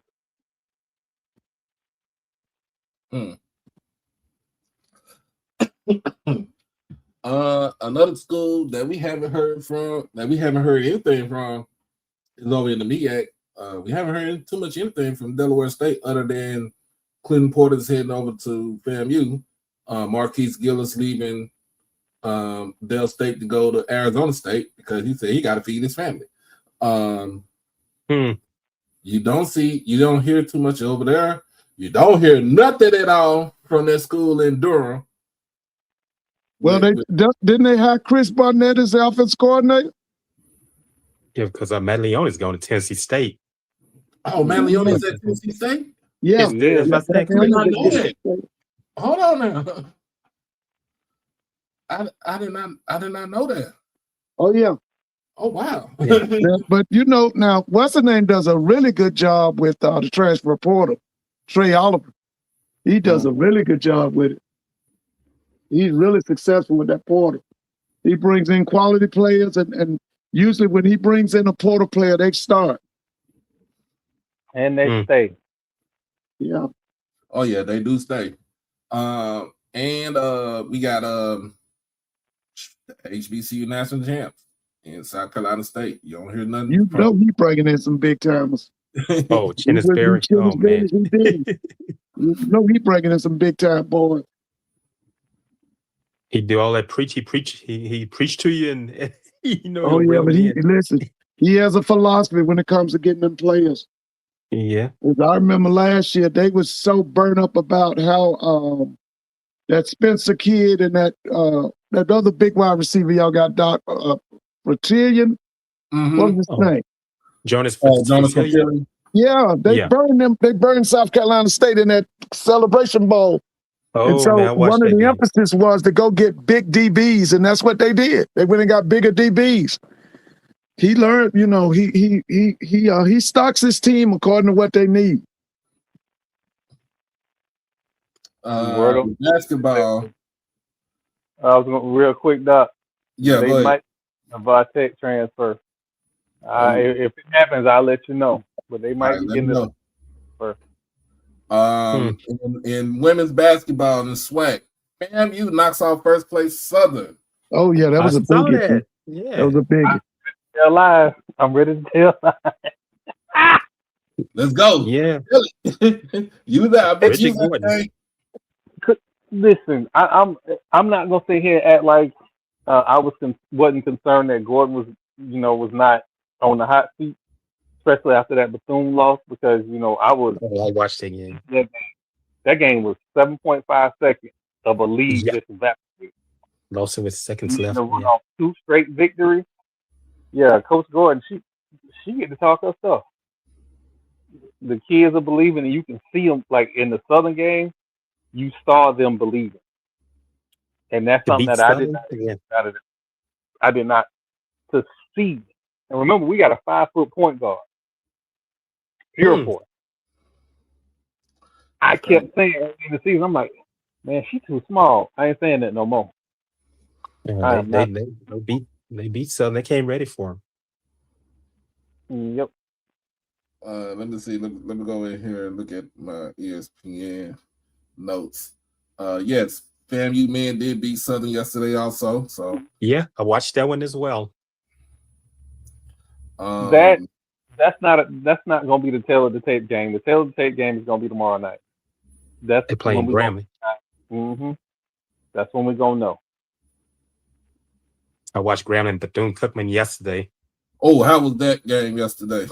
Bethune Grambling was hanging with them for some time, but when it came down to that experience, I think Grambling lost that game 75-64, and but what happened, they were hanging with them. But let's face it, Reggie Diaz has built that team up around the transfer portal, and you could see a difference in that team. Don't get me wrong, Patrick Crary has done a great job. He's seeing him do fine. After Dante Jackson, what he did there, he's now at Alabama A&M, but but Reggie Diaz is just loaded. He's loaded with talent. Fam, you hung with them real well, with Charlie Ward's first season, and they were hanging with Bethune Cookman, but it came down to having those guys because he got guys from like Power Four and all those different institutions, and he's loaded that team up. And that the way they're playing, man, they're gonna be something in that SWAC. So yeah, Grambling loses to Bethune Cookman 74 to 65. Yesterday was the first night that we 74-65. saw Yeah. Dr. Bradley Yeah. made his debut yesterday. Yes. Making it, he played on 18 minutes. He had 7 points, 5 rebounds, 4 assists, 3 turnovers. So I mean, like you're trying to bring him on slowly. Arterio Morris, 5 points in 26 minutes. He was off yesterday. But I did say something about the Heady twins. The Heady twins, both of them combined for 24 points, 7 rebounds, and 1 assist. So they can play. And then Ruzine had 15 points, 4 rebounds, and assists. So you look at this team. This team is well, like you said, it's well built all around. And then you look at the starters for Grambling. Munoz had 11 points. Munoz, oh man, he tough out of Chicago. What's the kid named? Coffee. Roger Coffee. Did he come from FAMU? He did. Okay, so he had he's one of those FAMUans. Okay. Yeah, he had 13 points, 6 rebounds, and 4 assists. And then Ballard was the leading scorer with 14 points yesterday. It's going to be tough to try to beat that team in Daytona. Yeah, they got Southern coming in tomorrow, right? Mm-hmm. Is Southern coming to Daytona tomorrow night? Yeah. I think Southern's coming in tomorrow, and then Southern plays Grambling on Friday. Yeah. Yeah, that was a big addition to get that Dr. Bradley kid certified. Ooh. Yeah, he comes with a lot of press behind him. And he can score. That's the crazy thing. Yeah, that's Reggie is got control of that money. He's the athletic director, so he's gonna look out for his program now. Because like you said, he brought in a lot of transfer. Yeah. Jackson State defeats Alabama State yesterday on the road. Yeah, Ruffin went for 36, I think. Yeah, Ruffin is a bad boy. Yeah. He gonna be hard to stop in the sweat. Easy, it's hard to stop in the sweat. Went for 36, 9, and 5 yesterday. Yeah. He almost had 10 rebounds, didn't he? Mm-hmm. Yeah. 9 for 20 on from the field. 0 for 3 from 3-point range. Really didn't really need to shoot the 3-pointer. Should get to the basket and get to the line. I think that's what he was doing too. So yeah, you look at this, man. Look, it's we're not the Jackson State is 2-1 in conference play. We lost. I think we lost the first game to who we lose that first game to? I'm trying to figure it out. I mean UAPB. No. We lost the conference game somewhere. You played Alcorn last week, didn't you? Yeah, we beat Alcorn last week. Yeah. Yeah, we beat them last week. Man, Alcorn's women got beaten badly by Alabama A&M yesterday. Oh yeah, we better get on the women's. Yeah. Who told Coach Brad? Coach Thornton to go out there with them pants on. Oh yeah, she said her designer said when she get those clothes, she said she doesn't know what she's going to be wearing. She said whatever was given to her, that's what she put on. I saw that yesterday. She wear all kinds of stuff. Yeah. Hey, it's a good look for women's basketball. Her and what's the girl lady name? Sydney Carter. Sydney Carter. Yeah, I saw her today. University. LSU beat them today. LSU beat them today. Their first loss of the season. I watched that game. Yeah, I'm glad Jamal ain't on here because he would have had something to say about that. Hey, that's just reality, man. LSU dropped some games, but they were at home today. They were ready for them. Yeah, Sydney Carter. Yeah, she gets a lot of eyes going her way with all the stuff she wears. Yeah, Jackson State defeats Alabama State 62-54. Alabama A&M destroys Alcorn 76-34. FAMU defeats Southern 60-57. Texas Southern defeats Pine Bluff 80-57. Grambling beats Bethune yesterday 67-60. And Mississippi Valley beats Prairie View 80-73 on the road in Texas. That's on the women's side right there. Texas Southern leads the conference, the whole conference in wins right now. I think they have 7 wins. They're tied. They're tied with Southern, but they got a conference. They half a game up on the conference because Southern losing yesterday. Is this women or men? Women. Women, okay. Mm-hmm. And hey, I just say, look, Coach Skeet over Burnett Skeet. Oh yeah, Alcorn alumnus. Yeah, she is literally built. She built that team. She really built that team to beat Jackson State. She did not know how long Tamika Reed was gonna be there. She built that team to beat Jackson State. That's a lady that's been How's dressed Tamika too. doing? Let me look. Let me see. She's at UNC Charlotte, right? Yes. Oh, she's there with Tamika Reed. Let's see. They are 8-9 overall right now. Okay, what about what's their conference? The American. And what's their record in the conference so far? Let me check and see.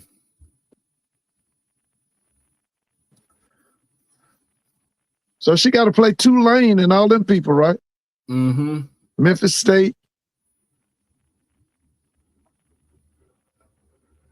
Yeah, let me see where they at.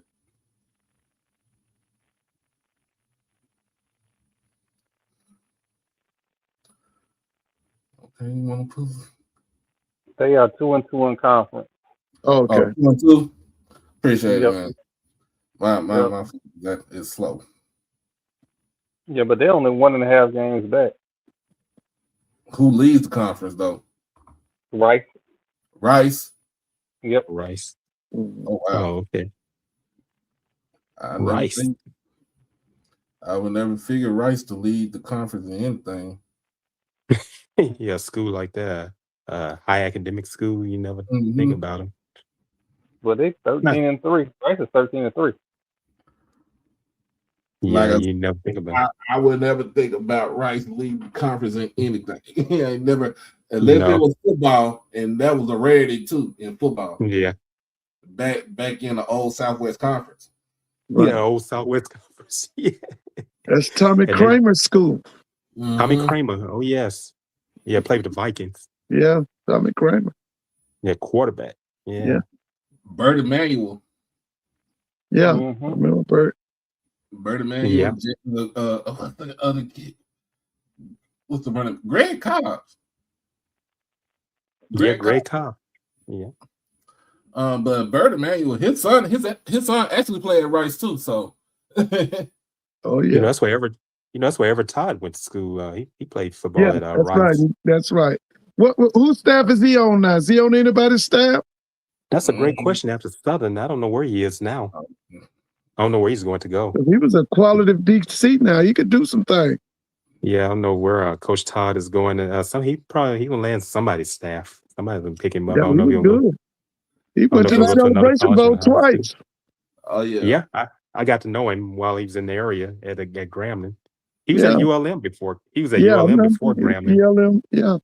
Yeah, he was defensive line coach, and then when they let him go from ULM, he became defense coordinator on Broderick Thought a Fall's lot staff. of him. I always thought a lot of Coach Todd. Oh yeah, I got to know him and his family. Yeah. Let's see. We got NFL. Oh Lord. we got NFL playoff. We got I watched that. We got wild card right now. The Chargers are down to the Patriots 9-3 in the second. Look like in the second. No, they're going to the fourth quarter. So this is. I think we know there's going to be a new. There's going to be a new Super Bowl champion. Both the Chiefs to make the playoffs, and the Eagles lost. Thank you to. I wanted both teams to lose because I hate the Niners also.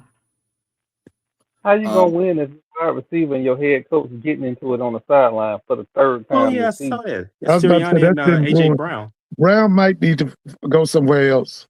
AJ Brown. I told you. AJ Brown still not went to Philadelphia. Yeah, he need to go somewhere else. That's been brewing all season. If he's not mad with the coach, he's mad with Jalen Hurts. I told my father about AJ Brown. We were just watching the game this evening, and I told him, I said, AJ Brown's always doing something like that. Yeah, he needs to move on. On. That's a chemistry problem. Yeah, that's a chemistry problem. Oh yeah, he ain't like T.O. Yeah, he can come down here and play with this kid that we got in Atlanta. We need another wide receiver to go with that big Drake London.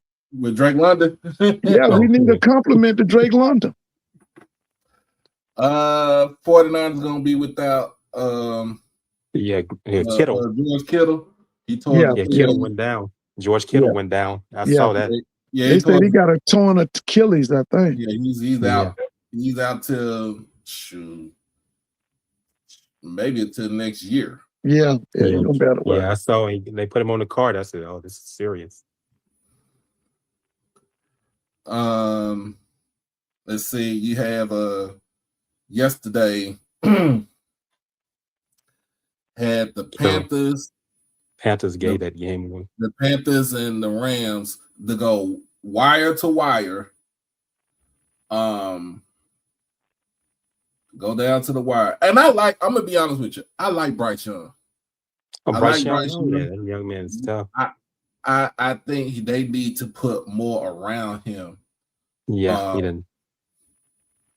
Especially on the I wouldn't say on the receivers because he got some good receivers. T-Mac, you got who else he got on the other side? Who's the receiver on the other side? Jalen Coker. Jalen Coker is a nice one. Is another one. He's nice. The one that came out of Holy Cross. And they need to get an extra running back for Hubbard. I was trying to figure out where was Rico? Is he hurt? Is he hurt? That's my whole thing. Is Rico down? Is he hurt? But Matt Stafford made the plays that need to be made yesterday. Yeah. I kind of thought it was one point in the season, I thought they were the best team in the NFL, but then they got them injuries. Was it on defense? Because they kind of went down to me. Oh, yeah, the Packers were beaten by the Bears yesterday. Oh, yeah, Packers beat the Bears. I mean, the Bears beat the Packers yesterday. Yeah, Packers were beaten by the Bears. They used to use those people with those cheese graters, those Bears fans.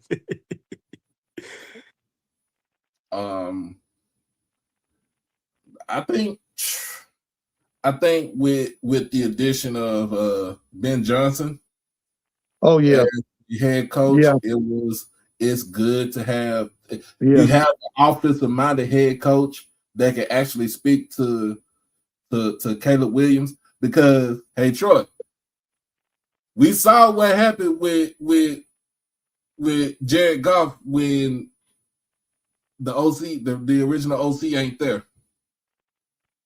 When that QB whisper is not in your ear, we see what we see what happened to him.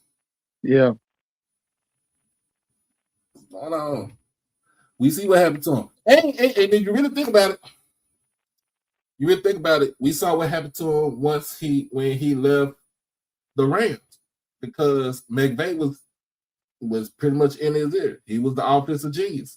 So we see what happened with him. I think he cannot function without a good OC.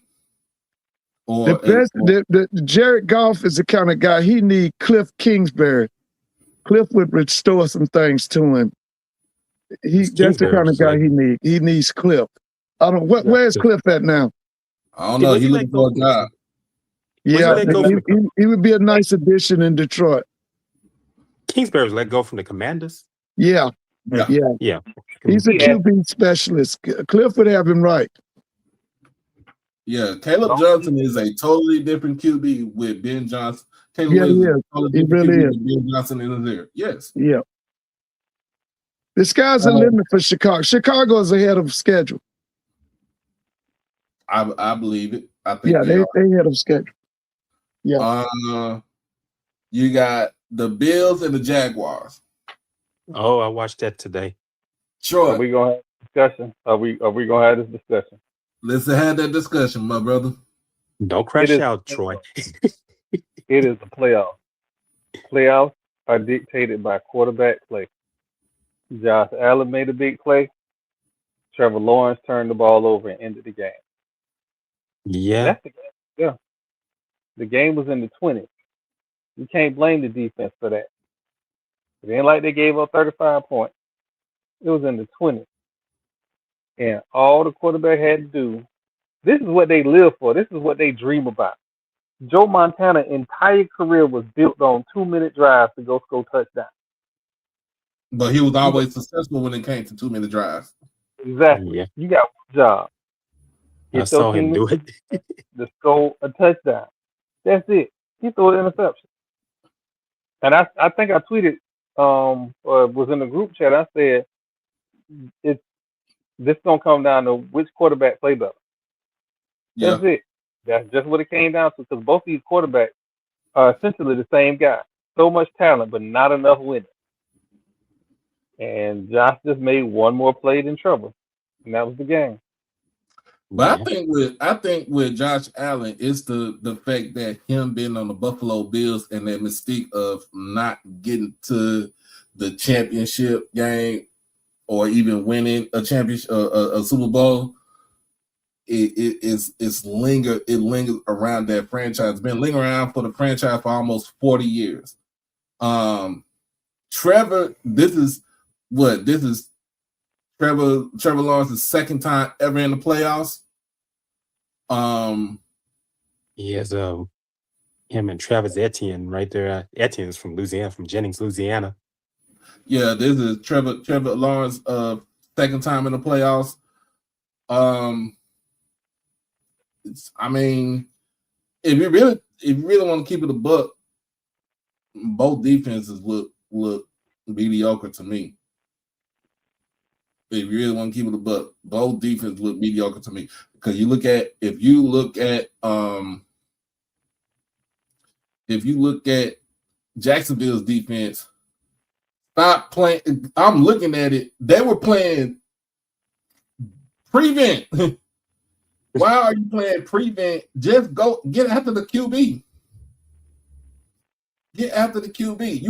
And in fact, you had the lead. It was They what? were playing 24? with Buffalo. Yeah, it was 24. It was 24, 21 at one point, or 24-20 at one point. Yeah, you had the lead. Stop playing prevent. Get after them. That's when you got a lead like that. That's when you pin your ears back and go after the quarterback. You see that push that Josh Allen made for the first down? Yeah. So the Bills move on to the divisional round. And again, the 49ers defeats the Eagles to make it to the divisional round. Yeah. You got the Texans and the Steelers tomorrow. I'm gonna watch that one. Yeah. Oh yeah, I'm gonna watch that one. It's gonna be a good one. That game is in Pittsburgh. Mike Tomlin meets D'Amico Ryans, two black head coaches. Yeah. Yeah, that Ryans guy's hot. Oh yeah. Steelers, go ahead, do something stupid and fire your coach. He'll be in Vegas in 2.5 seconds. Who? Talking about Tomlin. Yep. Oh yeah, people be glad to have him. But the problem in Vegas is not on the field; it's Mark Davis. Mark Davis is their problem. He act like his dad. He wants to be like his dad. He don't know much about his dad. He want to be like it. He want to be on Al's spectrum. Are you talking to a Raiders fan right here? Responsibility like he do. There's no reason Tom Brady, and I'm not saying this out of disrespect. There's no reason that Tom Brady should be in the building. Oh, Tom Brady. Hey, y'all talking to a Raiders fan who gonna blame Tom Brady for everything that the Raiders do. Tom Brady. Because he signed everything. Tom Brady's looking after this. And Tom Brady, okay, well, if you're going to assign him all this stuff, he got to take blame for all this stuff. From when the time y'all hollered back Tom Brady was going to pick us a free agent quarterback, we got Geno. 20 interceptions. You got to eat that. Oh, boy. I'm sorry, but I'm not saying y'all not firing Tomlin, but on the real, if he can't get past the wild card again, thumb up. I don't care if he's been with Pittsburgh for what, 20? He's been there a good while. Yeah. Was it 20 years? He's been there for a while. And in all his years of being at Pittsburgh, he's never had a losing season. But he can't get past the first round. I know he came out the Coward. Yeah, it's the same thing with the Cowboys. Any coach we had with the Cowboys, like, we couldn't get past the first round.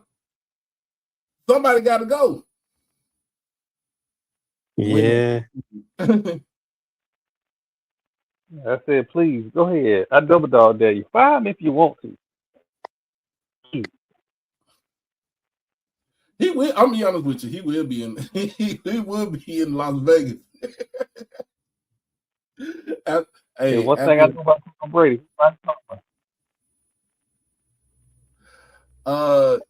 Mr. Emmett said he think the Raiders will probably draft Mendoza. But don't say that. Don't put that on. Don't you wish that evil Fernando on me? Mendoza. What you think Hey, about hey, Mr. Ford? What you think about Fernando Mendoza, the Heisman winner? I mean, Signetti got him in a system where he can flourish. They play with a lot of NFL principles. They don't have the blinding speed that Miami has. But now, to be honest with you, see, if they Mark play knew well what he was together. doing, I would go after that kid down there at Ole Miss. I would go after Trinidad Trinidad Champ. Chandler. Yeah, that's a kid I'd go after. Would you go after him, Troy? I would trade down, trade that first pick, get me a haul, go get Trinidad Chambers. This young man has grown on every level he's played at. Those are the type of developmental players you need in the NFL. And it's not. I make the joke about Mendoza. This not the thing. Remember, as a Seminole, I saw him play at Cal. Yeah, I you was said not Cal. impressed. Was not impressed. He lost to a coach that can't win nothing, so I wasn't impressed. Then you get him with Signetti, and Signetti is running the ball 250 yards a game. He is the Oh yeah. most inspiring Heisman Trophy winner I've seen in a very long time. Probably, no, even Ty Detman was more inspiring than him. So no, I'm not. It's not him. He's playing under the best coach in the nation right now. So his individual talent, I'm not impressed by. But that kid Chambers, You He, know oh who he, my, remembers? he can make all throws. He can make You know, all throws. who remembers Chambliss quite well, and he's now coaching at Purdue. Tremaine Jackson. You remember him in mhm. Oh the yeah. Division II national championship game? Oh yeah, Ferris State and Valdosta. Man, Mhm. I watched that game. Yeah, I did too. Oh yeah. Um, I The would say offensive coordinator's at Mississippi Valley. Oh okay. Yeah, Yeah. got his offensive coordinator. He came from Paris. Okay. Ferris State. That's Tony Anesi. Yeah, he's been a long time. Mhm. Ooh, This that's head check coach. a long time. Yeah. but yeah, I'm gonna be honest with you. If let's just say and I ain't trying to wish nothing bad on Trinidad, but let's just say if he doesn't get this injunction, right? Mhm. Let's just say he don't get this injunction. He gets ready. His mindset now is like, okay, I got to get ready for this draft. I got to get ready because they're gonna call me to go into the combine. To go to the combine, I got to get myself prepared for the next level. Who do I want to go to? Because I don't think Mendoza is going to be the number one draft pick. Because if Chambliss don't get this injunction, I think Chambliss comes out to be the number one draft pick. And those might go in the priesthood. In my opinion, Trinidad Chambliss will be the number one pick if he does not go back to Ole Miss. I'll This tell you. I'll tell you. It's a couple things with that, right? So it's not just Chambliss whether or not he gets another year. Dante Moore. Dante If Moore. he Say more. Yeah, Oregon. Yeah. comes out, he's not going. Chambliss is not going to be in the top three. Please understand, these white people are going to make Mendoza a top three quarterback. If Dante Moore comes out, Chambliss gets bumped down. But if and I'm more in the line of this. The way the state courts are working, the NCAA been getting their head beat in the court. Yeah. He'll get that other year. But if he doesn't, Yeah. I know they're appealing. either trade everything to get a haul to build a winner. They need offensive linemen. They need a defensive tackles. We need safeties and corners. Like, we need too much for us to just give it up for one uninspiring player. So trade down, get Trinidad Chambers, build you a winner. And I would even say the same thing. Well, New York, who's number? The Jets are the number 2 pick. The Jets need to do the same thing. This isn't one of those quarterback classes where you be like, oh, we can get 5, 6 quarterbacks out of this class. This This is ain't a that. this is this is the weak quarterback class this season coming up this year. Now next year it's a whole different ball game. Because next year you're gonna have Arch, you have Arch Manning coming out, you have I don't know if Gunner will come out, but you got Gunner Stockton, you got Marcel Reed, you got you got Kevin Jennings from SMU, you got Thorsby. I forgot about. Oh man, did y'all hit? He down. Oh yeah, Gunner Stockton is worse than Jake Fromm. Oh, you Lord. talk about overrated. Man, what Gunner happened? Stockton's Man, a what happened to skill. Jake Fromm? Yeah. Jake Fromm. Back in Warner Robins where he belonged. Okay. Do you think Haynes King is a better? Did Gunner Stockton? Yeah. Haynes King, man. Yeah, his Gunner dad's coach right here in Stockton Monroe. is ridiculous, man. His Y'all talking father's about coach right here in boards and Monroe. all that, John. man. That dude can't do nothing. He can't make all the throws. He's pathetic, man. And then he played under Bobo, who ain't you never talking about won Mike nothing. Bobo? Yeah. Oh man. I remember Mike Bobo was quarterback at Georgia. Marcel Reed, you got Brendan Sorsby. He should be coming out next year. From Tech, like gonna be Texas Tech.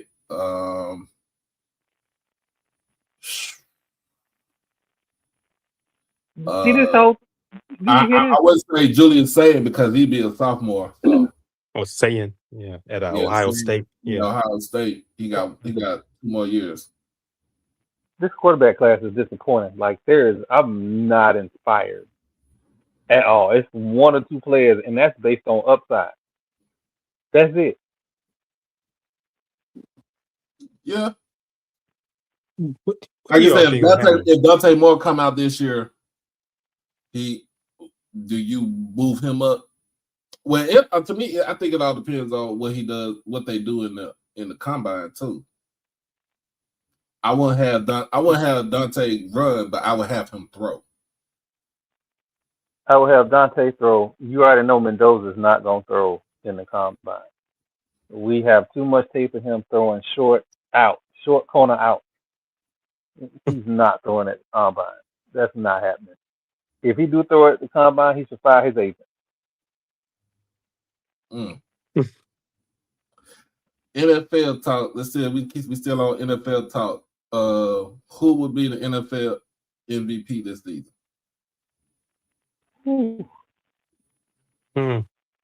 Gotta be that guy with the Rams, isn't it? Talking about Matt Stafford? Yeah. Ain't nobody want to talk about Drake May? I've been hearing this name. Yeah, they would be 1 and 2. I can't believe I'm about to do this because this dude literally gave Matt Brown a heart attack. Drake May is your NFL MVP. They gave Matt Brown a heart attack. Oh man, he played so bad. He played so bad. He played decent at North Carolina, but it was some big games. Ooh, he played bad at some big games in North Carolina. Yeah, Drake May. Yeah. And I think it took that one coach to get that out there. I about to say Bo Nix. Bo Nix. Hey man, they gotta buy. They gotta buy in when they the number 1 team in the NFL, in the AFC.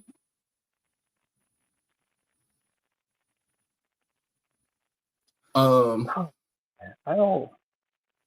don't want to be unfair to Bo, right? But we talking about the New England Patriots won the East over the Buffalo Bills, which we didn't think they would do any of what they're doing now. Mm-hmm. Now, Bo, yeah, they won the West, but also the West was bad. Even the Chargers had moments in this season where they looked terrible, Well, they looking terrible right now. and Denver was just chugging along. A good coach will make you do anything. So I gotta give Coach Payton, a lot of credit. He made Bo look like, oh my goodness, they hitting out there tonight. Oh, they hitting. Caleb Williams. Think Caleb Williams got a chance?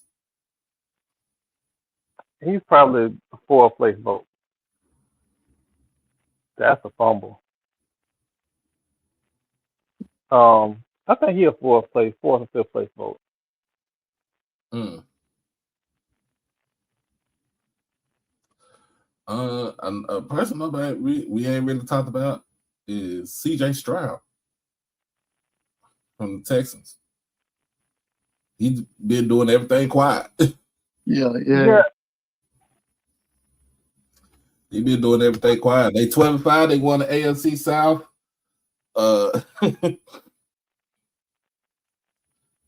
I think he's just going right now. He's we don't know what he is yet. He's still young. Yeah, but he's explosive. He's shown something. He's explosive. You know what? I changed my mind. I put him above Justin Herbert. Who? CJ Stroud. I'm sick of Herbert not showing up in big games. I'm tired. Oh boy. But ain't that's the fault of Jim Harbaugh? Is this a safe space? Yeah. He was doing that before Jim Harbaugh. Okay. We got John Harbaugh getting fired from the Baltimore Ravens after 18 years in Baltimore. Yeah. Do you think he go to you think Vegas will pick him up? Do you want him in Vegas? Oh my God.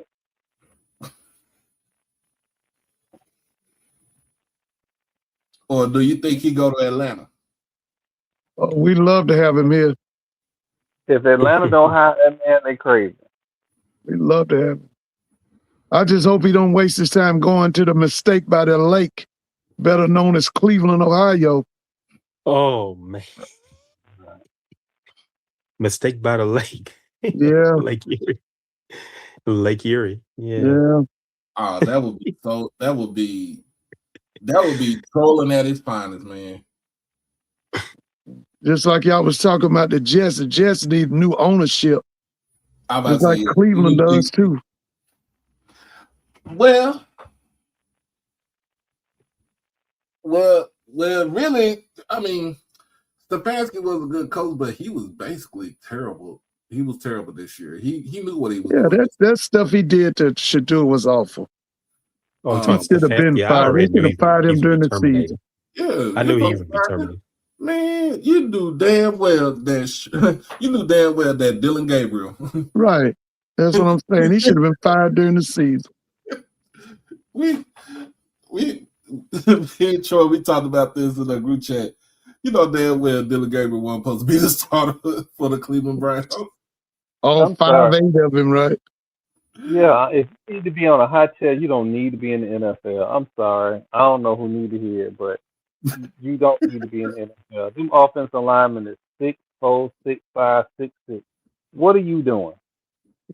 You're not throwing deep ends over the middle of the field. You can't see it. It's only one quarterback that was short that could do it, and his name is Drew Brees, and he's a Hall of Famer.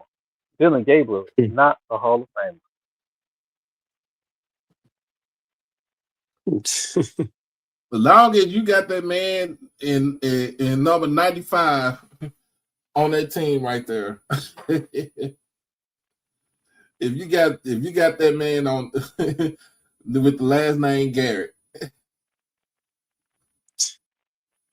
I can't say I've never seen a dude that big, that with that much being and that much elusivity. And then I'm lying to myself because I've seen them play here in high school at Martin High School here at Arlington. That's over in Arlington. I've seen that. I knew what he was gonna be. He was almost that big when he was in high school. Then he got bigger when he was at Texas A&M.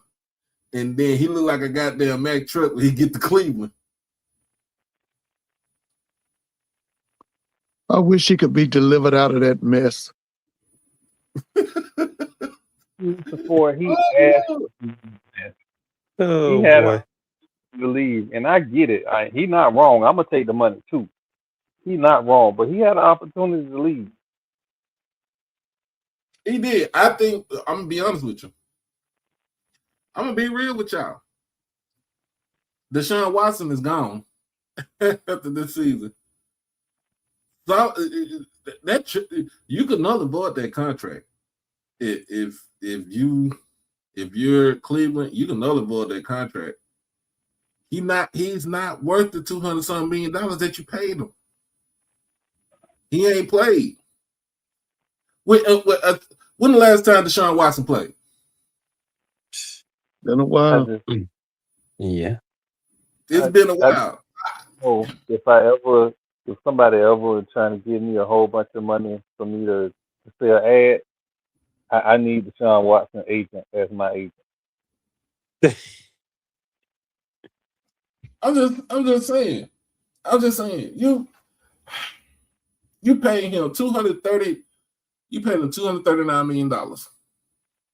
The Texans was smart. Like, we'll give this Negro $1 million. Y'all can have him. I mean, I don't know if he's still in trouble or not, or if he stayed out of trouble, yeah. or whatever. But God, what to me, he ain't that ain't his team. It ain't his team no more. No, he's irrelevant. It's not his team. I hate to say this, but anybody that's a Deshaun Watson fan, but this is not his team no more. No. He has washed him. I'm be honest with you. I think he's washed himself out of the NFL. Well, he can go to Vegas. He can Wait, go to hold Vegas. on. I'm good. Hey man, y'all gonna get Troy started, man. Yeah, hey, so I'm just sitting back and listening. We just listen. There's a young man that we just had to deal with that problem. He is going to get out of jail, out of prison here in the next 6 months. And hopefully Judy. Yeah, Henry Ruggs. Henry Ruggs. Ruggs, I mean. I'm talking about his teammate, Henry Ruggs. Yeah. No, this is the new NFL. We can't if this was the '80s, I'd be like, cool. This the new NFL. We can't function like that. You said Watson. You said Watson, the family man now, boy. That boy do not need to go to Vegas. He will really be in Sin City for real. Oh, Vegas. Yeah, whatever happens in Vegas stays in Vegas. Yeah. Take your wife like I do. You won't have no problem. Mind Hey, Doc. Yeah, you got to get up out of there. Yeah, man, I got to get ready for them kids, bro. Oh yeah, you had to go and teach he said. Yeah, man. Y'all have a good night. When you coming back, Doc? All right, Mr. Ford. Okay, man. Y'all have a good. We'll be on Sunday. We'll be on Tuesday. We're gonna come on out. Hey, Troy, we're gonna do it on our show. We have it set up for Tuesday. Okay. All right. Y'all have a good night. All right, Mr. Ford. Okay. You take care. Good night. Yeah, that's Temptation City.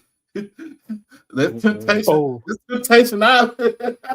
Yeah, that's where people like Frank Sinatra, Elvis Presley, and many others went out there. Oh gosh, don't tell what kind of stuff happened during those times. Oh man, it's even larger now. It's a larger city. If it was me, if I go at I get Deshaun to go to Pittsburgh. Go where it's cold. Cold. Because he has somebody that could get in his ear and Mike Tomlin and tell him to sit his black ass down somewhere. Yeah, Mike Tomlin. So long. That's the problem. Go to Western Pennsylvania. I've been to Pittsburgh one time. What'd you say, Troy? He hasn't played actual football, in a very long time, and that's the problem. That's why I say Cleveland needs to void. They need to null and void their contract or rework it some way, somehow, because that's too. He is not going to be the starter next season. It's Shador's team now. Let's keep it a buck. Let's keep it a buck. It's Shador's team. KD said we don't want him to Pittsburgh.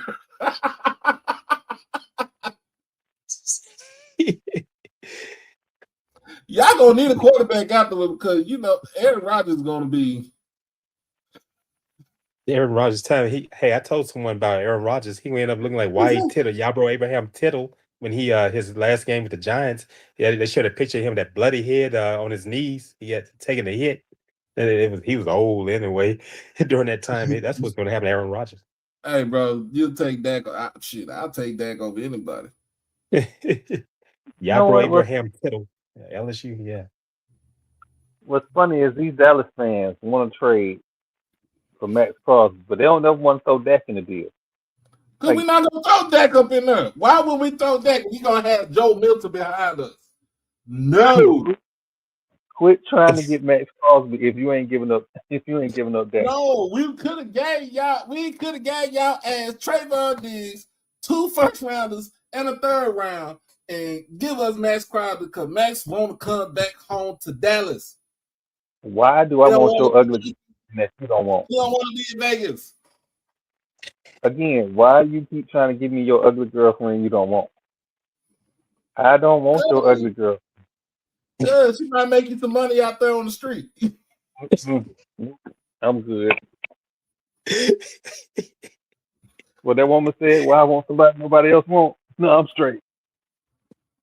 We're going to call that blonde hair later on you, man. She already on me. What's her team?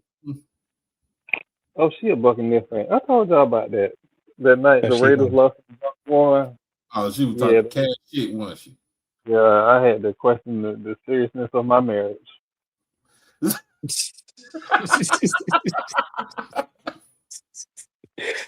The Bucks, yeah, they were like, damn, am I married to her for real?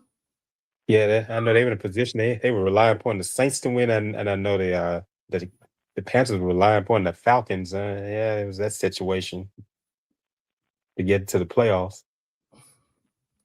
It couldn't happen. I'm not gonna ever like the Bucs. I'm sorry. I lived through enough Bucs nonsense. I'm never gonna like them. How you let Doug Williams go for Vinny Testaverde? Oh, Doug Williams. Oh yeah. When he went to Washington, I remember that. Mm-hmm. Yeah, he had played in the USFL with the Oklahoma team, and then he ended up Washington picked him up. Yeah. Oh, I forgot. Arizona need a head coach. Yeah, Arizona Cardinals. Yeah. They need a head coach. Arizona ain't gonna be good till they move back to St. Louis. Nah, I don't think Arizona gonna be good until the last Bidwell is dead and gone. Yeah, had to take those owners transitioning from this life, Troy. And then he said, and I hate to say it like that, it had take them transitioning for things to get better. Yeah. I think Arizona gonna let go Kyler Murray. I think they'll trade him somewhere. Kyler Murray. They've been letting him go. They've been loudly letting the world know as soon as we get an opportunity, we're gonna let him go. When they put that clause in his contract that he got to read the playbook, and then they took it out. Like that was a signal to me, and I'm like, that's his. him reading the playbook is probably the smallest part of the issue. The biggest part of the issue is he can't see over the offensive line. That was the problem. Yeah, Yeah, what's going to see over the with his 6 offensive feet. line either? And he was successful. Who that? Russell Wilson. Russell Wilson. How tall is Russell Wilson? 5'10". 5'10". I know it's 6 feet. 5'8". 5'8". Think about Doug Flutie was 5'9". I'm like, y'all, we got this. I know everybody love Russell Wilson. Russell Wilson's greatest contribution to football is Sierra Wilson. Oh, see. Russell gave us the Tom Brady nonsense. That's what Russell gave us. You drove down to the 1 yard line with beast mode. If you the quarterback that everybody kept telling me he was, Oh man. you call an audible and you run the football. It ain't When he rocket science. threw to Malcolm Butler out of Vicksburg, Mississippi, with that Exactly. interception. Yeah, I remember that game. That Super And then Bowl. everybody, Yeah. Tom Brady didn't do nothing. Everybody else did it. Oh yeah. But again, shout out to Russell Wilson. He make cornballs like me look like superstars. I am happy for him. Hey, he married to a superstar. Oh, well, yeah. I ain't never gonna tell him. You ain't gonna. Hey, you could be the corniest person I know, but if your wife say you the shit, damn it. That's why we call him. Listen to her. Yeah. You know who his grandfather was. Who coached, the legendary coach at your school, Doc. At Jackson State, Harrison Wilson. Mm-hmm. Yeah, he was longtime president of Norfolk State, and I found out that Harrison Wilson and John Merritt were cousins. They were first cousins. That's how. That's how Merritt. Yeah, that's how he ended up at Jackson State, because they both went to Kentucky State. Yeah, I heard about that. Mr. Ford even talked about that. They were first cousins. Yeah, that's crazy. I didn't even know that. Yeah, that was they. Yeah. What was that? What was that? NBC sisters. What was that NBC commercial? The more you know. Mm-hmm. Yeah, their mothers were sisters. Okay. Yeah. Okay. Oh yeah, they are. They first cousins. First cousins. Yeah, that's it. That's how Merritt ended up at Jackson State, because Harrison Wilson was coaching basketball there, and I think he had told them about him. Yeah, they all went to Kentucky State. I'm gonna tell you like this with my Cowboys. I'm gonna be honest. I'm gonna be real with y'all with my Cowboys. So yeah, everybody get off my ass about my Cowboys. We need a defensive coordinator. Yeah, they fired the defense coordinator. Yeah, I forgot about that. Yeah, what's his name? Eberflug. Eberflug. That's what he is. Is this a safe space? Is this a safe space? Man, my space is always safe. Like we gonna get. I like Cowboys, but they look bad. How you gonna blame the defensive coordinator when the owner get mad with your all-world defensive end and send him to the Green Bay Packers?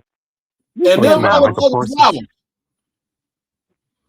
And they lost. Yeah. Bears got him. Lost. I can't blame the I could possibly even play the rest of the season. You can't blame Trey did play 2 games. Yeah. Listen, you can't blame the big guy. You get rid of your best player on defense, and now everybody else get the blame. Man. You still wait a minute. Hold on now. We still, even though the trade was masterminded by Jimmy Johnson from the U, it was Jerry had to pull. He had to pull the trigger on it. Okay, you talking about the man that gave up at the time back in the 80s? They gave up the best player that we had on our team was Herschel Walker. I remember that. Mm-hmm. And we fleeced the shit out of the Minnesota Vikings. Yeah, he did go. And if you really think about it, And if you really think about it, he could have fleeced the shit out of the Green Bay Packers. Because I wouldn't want just Kenny Clark. Give me Jair. Is Jair Alexander still on the team? Or did he go somewhere else? Alexander, ain't he still in Green Bay? That's what I'm saying. Please give me them and give me some draft picks. Oh, I showed fleeced you. Look, you're not telling me anything that I already don't know. Troy, tell them how many times I done dug a plot for this fool right here. Listen, can we stop burying Jerry Jones? Like, can we stop doing that? I'm going to bury him when You want him to transition from his life to make things better. Oh man. I want to transition him to a new life now. Oh man. He would not win. He would not retire with the most Super Bowls as an owner. I'm sorry. You got 3 as an owner, man. You ain't beating Robert Kraft. You ain't beating you're not beating the Barlow family.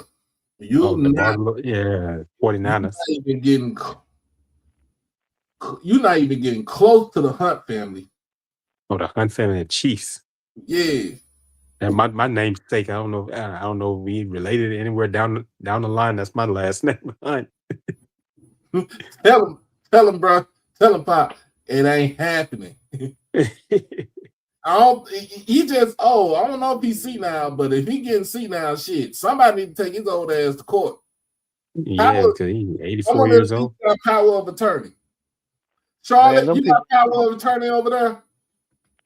Them people don't want to go to court. That girl gonna get that money. That daughter he been hiding all them years. Oh man, I remember. I heard about that.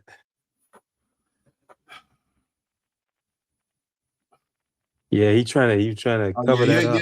He ain't gonna pass the Ronies either.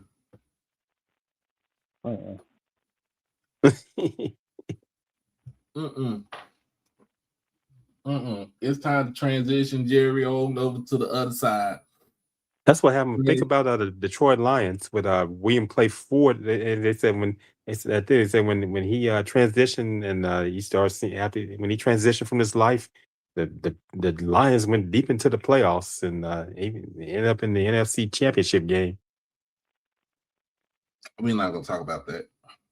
Yeah. I'm about to say, don't his daughter? Is it his granddaughter or his daughter got the team? Yeah, it's one of them in that Ford family. It's Henry Ford's family. Yeah. It's all because I think William Clay Ford, I think Henry Ford's grandson. They all in that Henry Ford Henry Ford's family. Yeah. And then the Hallis McCaskies. Hallis family. Yeah, she passed away. She lived to be 102 years old. When she transitioned. 102, I think. I know she was over 100 years old. Okay, Sheila Ford is the owner for the Lions. Yeah, I know. I know she got a good GM, so she ain't got to worry about nothing. All she got to do is sign a fucking check. You sure can't say about a good GM in New Orleans. Man, Mickey Loomis been there so long, and Gail Benson just hanging on to him. It's just, it go back to her husband Tom. He's transitioned, and she's just hanging on to Mickey Loomis. People in New Orleans they ready for him to go. They ready for him to get him out of there. But she's hanging on to Mickey Loomis. He's been there since 2003. You said Brad tripping? Oh my goodness. Before we get up out of here, Jacoby Morgan said he declared for the NFL draft. So he is about to start training. Did he have another year? Nah, he's done. Okay. He said he's done. He's done. He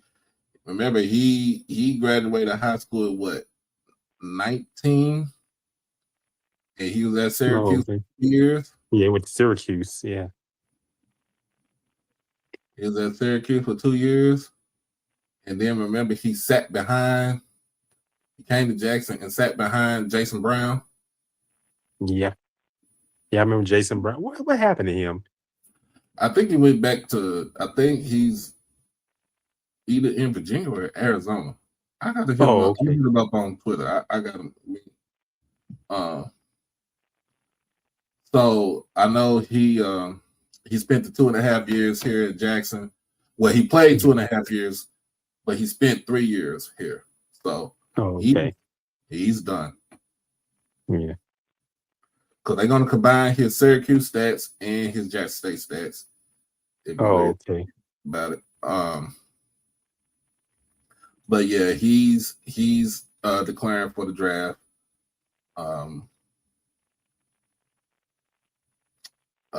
I think it's long uphill to climb, but if he could get on somebody's practice squad, that would be good. Listen, you got to stop knocking the Canadian League. You can he go to Canada.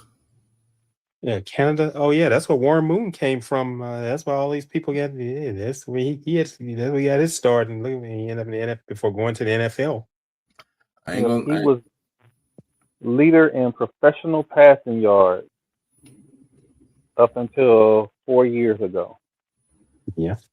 When did Damon Allen overtook him? It's the white guy. I can't think of his name. I cannot think of his name right now, but the white guy passed him. He played like 15, 16 years in the CFL. And that's the only reason he passed him. How do I feel about Jace going to PV? Depends on what position you play. If you're gonna play DN or he's gonna play linebacker.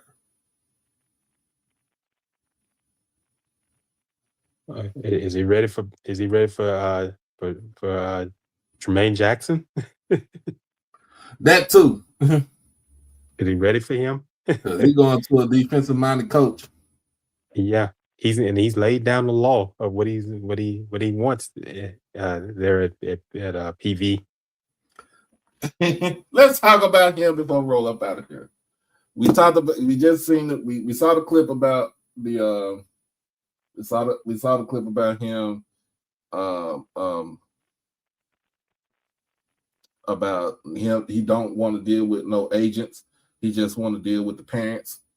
We've seen the other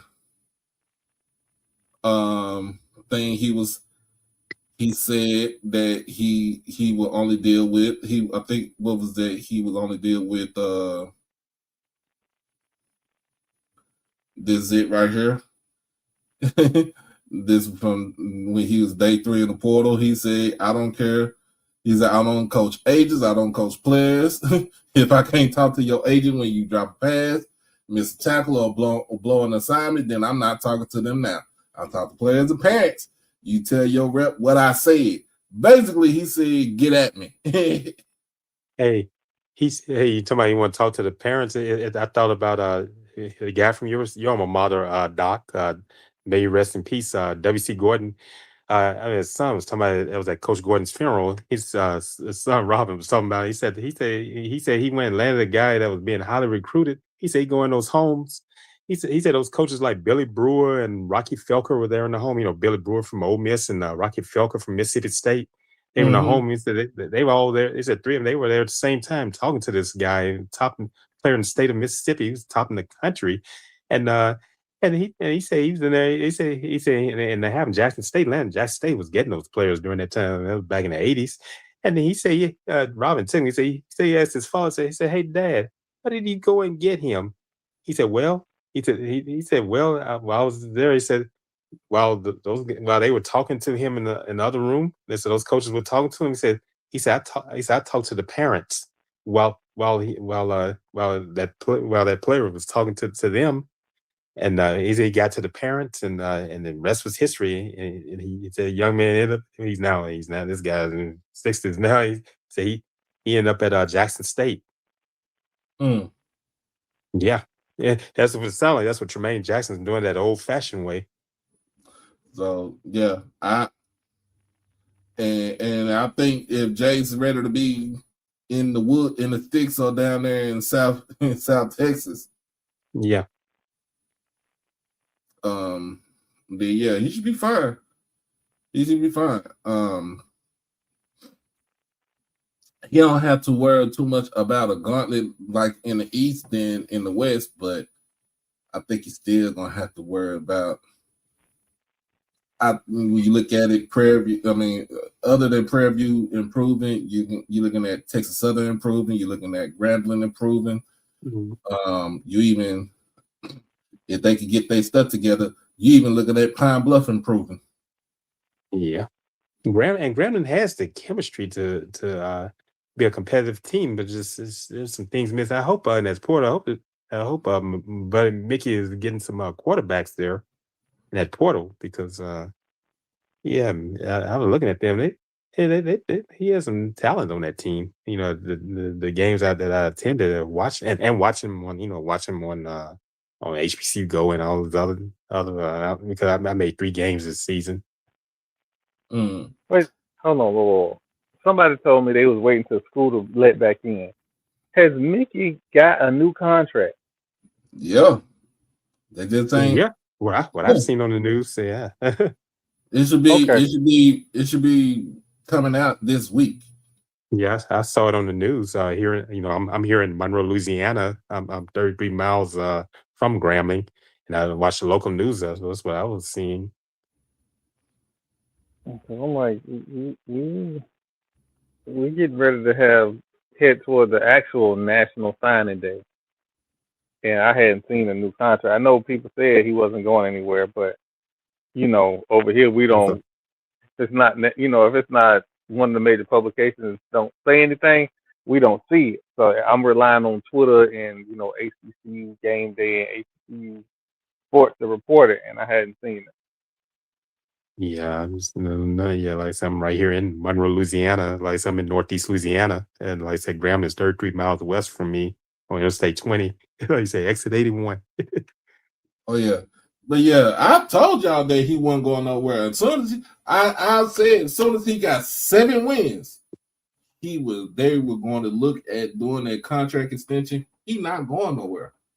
Grambling had a winning season since 2019. That's the last time Grambling had a winning season, and Broderick Fobbs was there. So just looking at it, it's like, nah. I mean, and he's still, he's still out there recruiting. He just moving it. He moving in silence. Yeah, that's why he moves in silence. You're right. Yeah. Yeah, and the next, like every HBCU fan shouldn't be getting discouraged because you're not seeing a whole bunch of signings right now. It's going to be a flood of signings in the next 2 weeks. When this portal closed, it's going to get crazy. Thank you. I said to my people, I'm saying to my folks, look, don't worry about it. We're going to sign the people that we're going to sign the players that we need to sign that's going to come in. Most of them are not going to be able to come in the spring, but they will sure be in the summer, so they can go ahead and get their experience going. So I'm not worried about signing. I mean, like I said, like you said, you look at Jackson State. Jackson State lost a lot between. I don't say we lost a lot in the portal. We lost a lot over with graduation. We had almost our team was not young. Our team was almost senior laden. It was juniors. It was mostly juniors and seniors on the starting 22. Boy, but we had an opportunity to see freshmen go out there and play, especially on the offensive line. We've seen a couple of sophomores out there, freshmen play on the defense. So when I'm looking at it, I'm not worried about it at all. I'm looking at the coaching staff. yeah, I'm looking at the coaching staff in Jackson. They're doing a great job of recruiting the players that they need. Especially in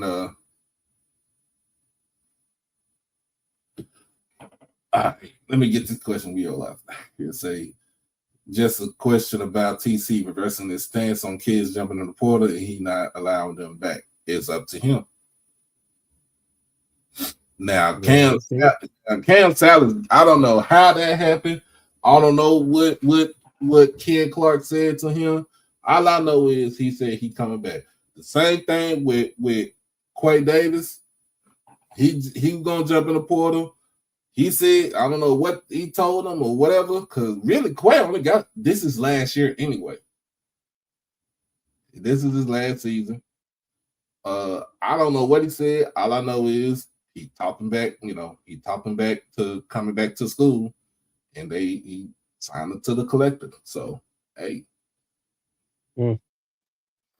Now with Travis Terrell was a where did he end up going?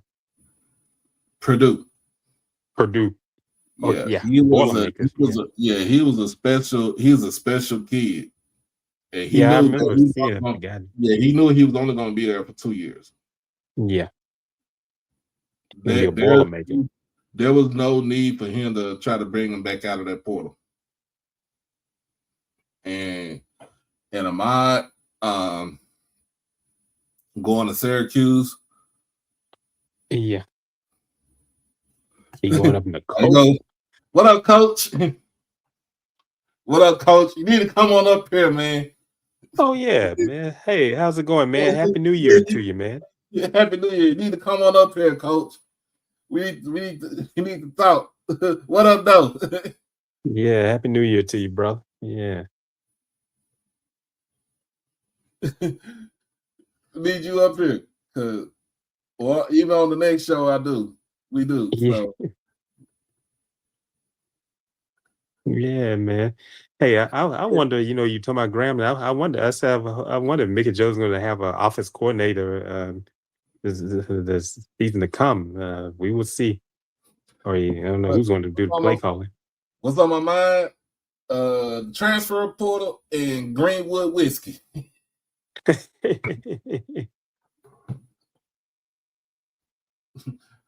See, Troy is almost done.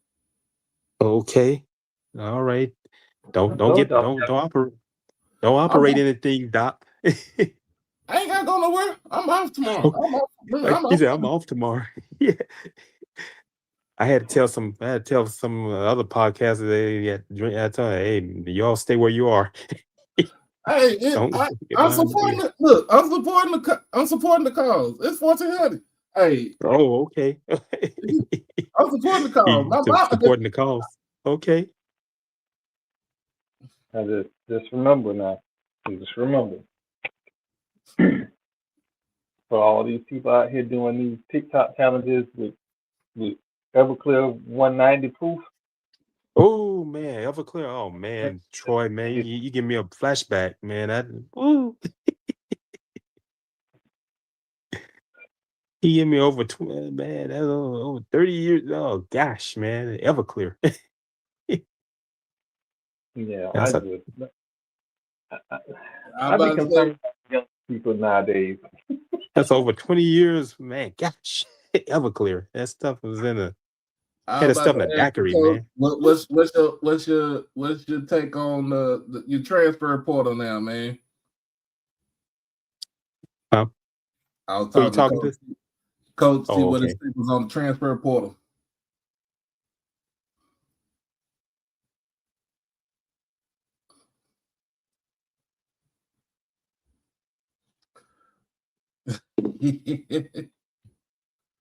Everclear has to be very diluted. Yeah, that's what happened. I had it on a daiquiri, man. That stuff had me, man. I knocked it out. See, some folks better kick in. Hey man. It's gonna be left behind. and then you see how their football program look. No, let's tell the truth. Florida State. That's what your program Everclear. gonna look. What Coach say about Everclear? What you say about that Everclear, man? That's Everclear don't 100. punch. That's 100. That's man. That stuff is. But nah, but what you say, Troy? It's gonna be like Florida State. Yeah, man. And listen, if you don't follow Florida State, it's a few reasons why you should follow Florida State if you're an HBCU fan. One, we sued the ACC, and we sued the ACC because the revenue sharing was ridiculous. And us suing the ACC, we won the settlement, and Miami is now in the championship game. That man, them fools ain't giving y'all no money. They get to keep $20 million to themselves. No, what happened was, so we have a third party collective, but the administrators of the third party collective, some of them now work for Florida State. So our third party collective, that was the legit third party collective, doesn't function the way it used to. So it's the $20 million of extra money you saw before, it's there, but they're spending like it's all part of the revenue share. That's right. one. Oh, okay. Two, our athletic director and our football coach, I say they're on a personal improvement plan, but essentially the board of trustees are saying, we don't know what you did before, but you ain't doing it no more, and we gonna put some guardrails up. So we're not spending $4 million on a quarterback from Oregon State. We may end up with a JUCO kid who probably is better than the quarterback we had this year. So everything is I don't want to say it's a money ball, but it's a very frugal expense.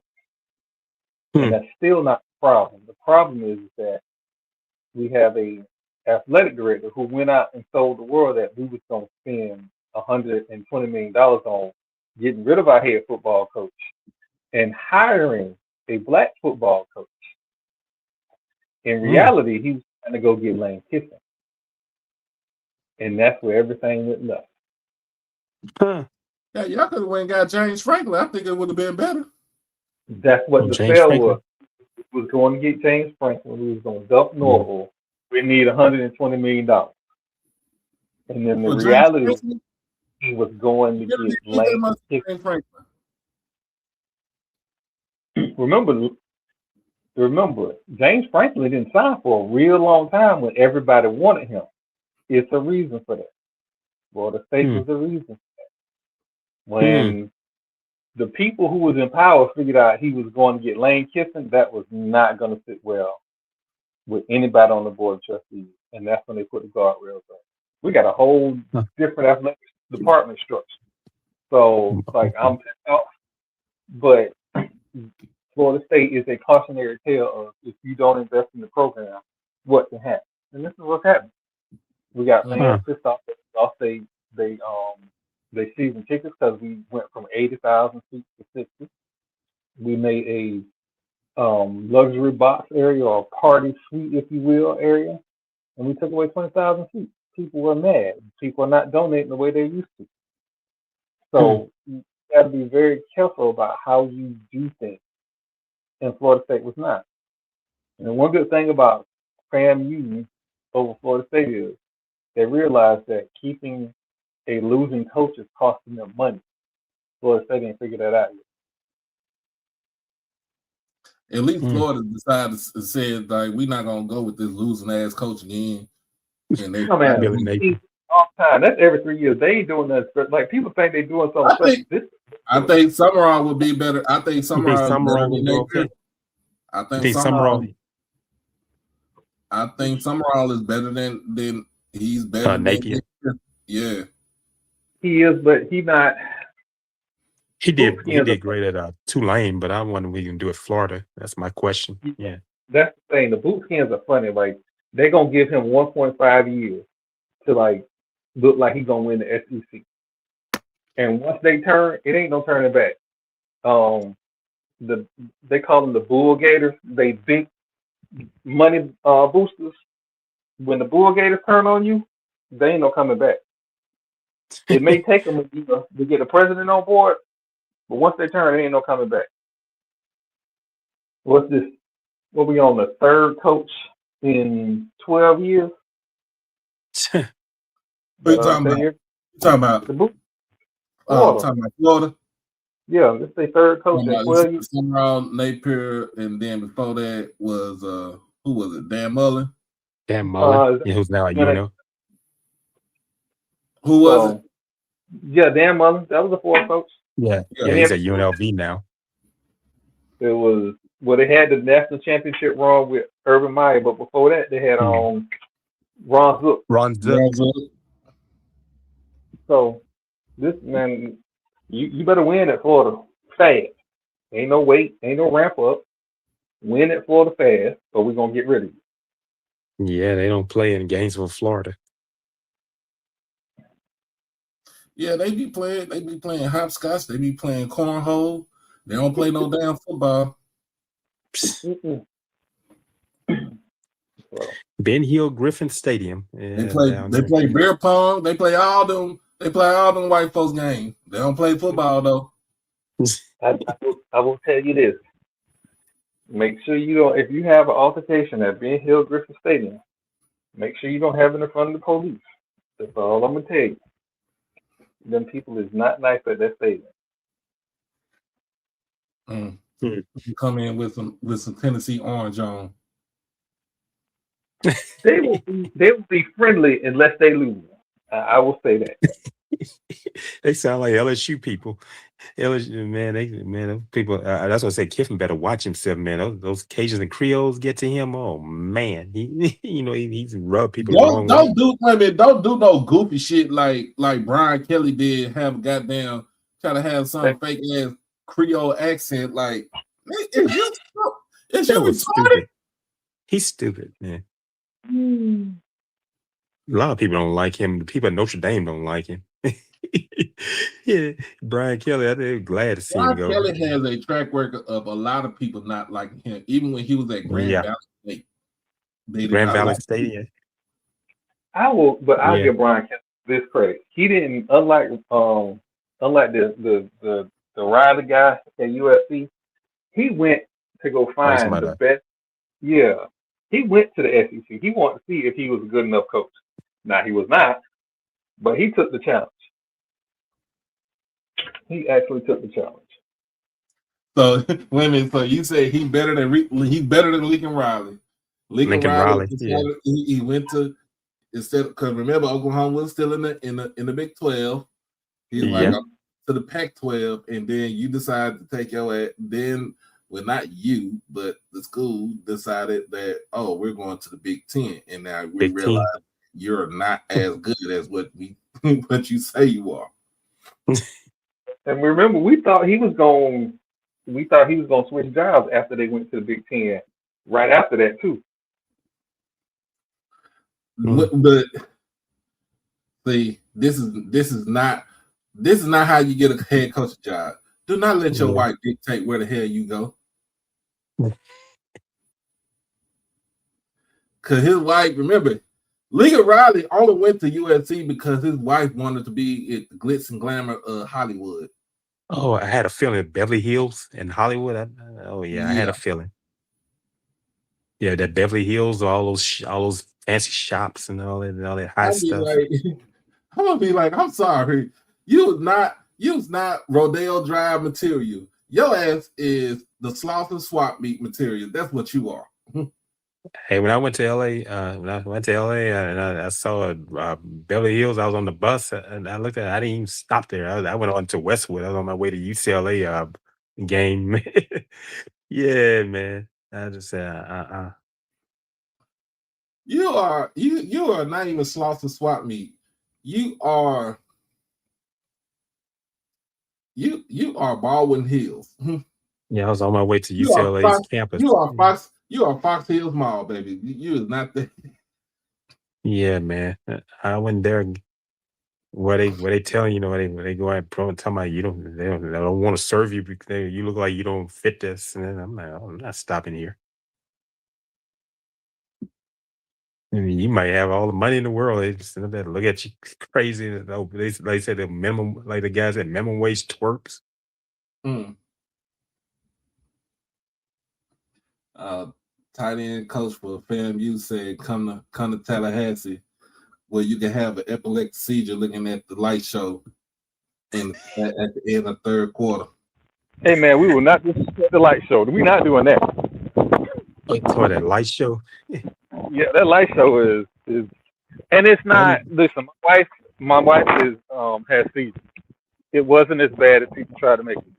Yeah, because they will kind of give. I imagine people with health challenges that could work on them. Yeah, it wasn't like that.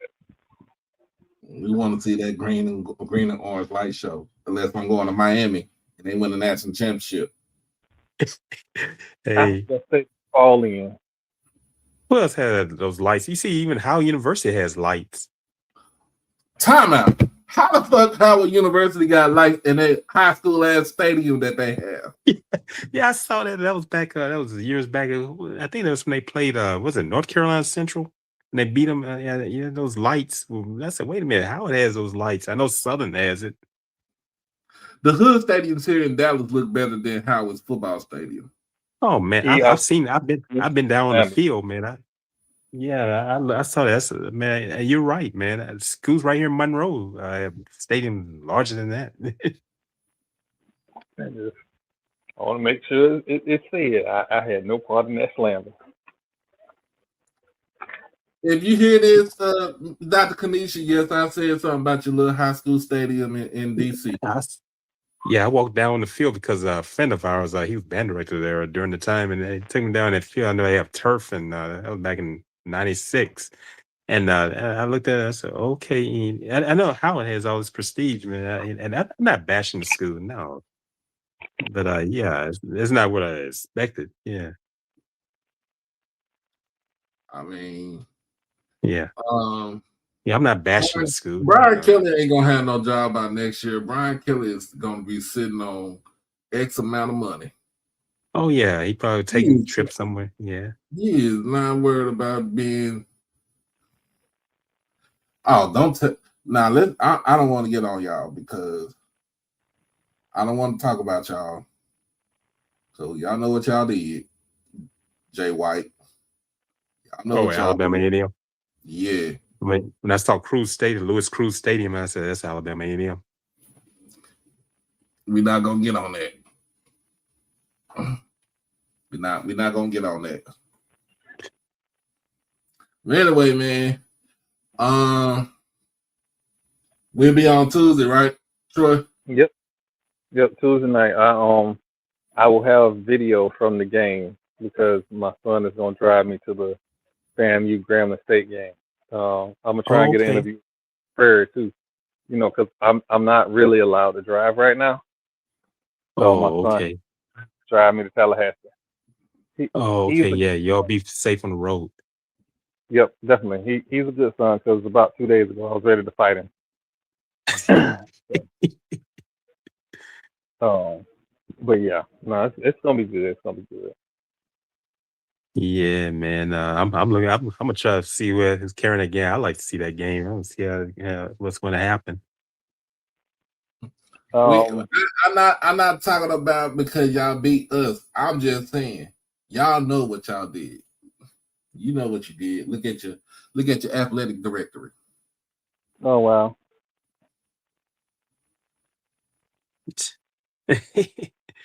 Yeah, I know the athletic director. I like Paul Bryant.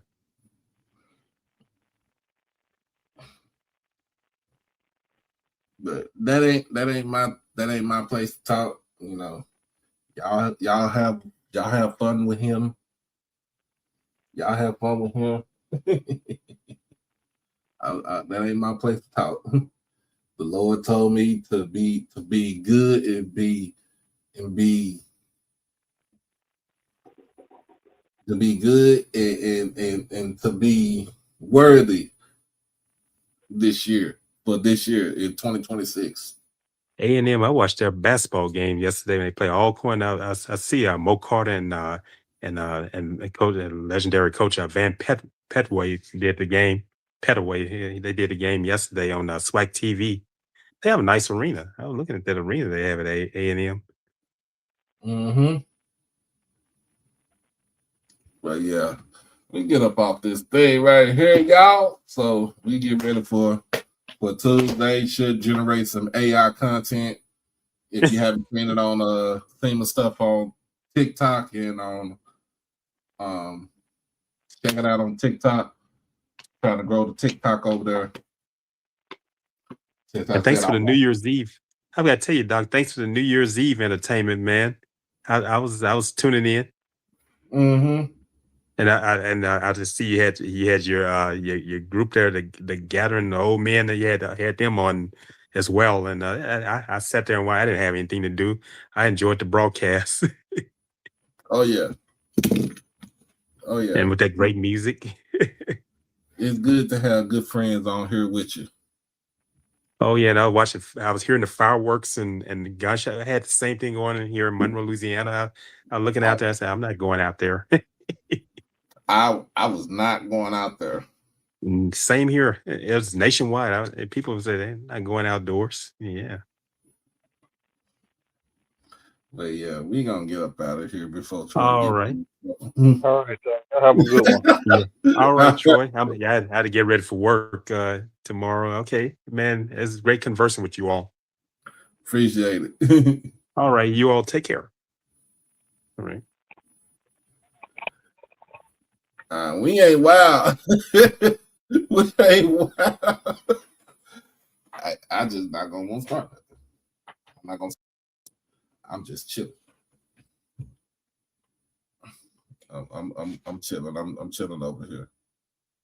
But other than that, man, we'll be on Tuesday. Like I said, I'll be on there with Fat Mouth Sports, and then I'll probably be back on Wednesday night for myself. And Thursday will be the gathering of old men.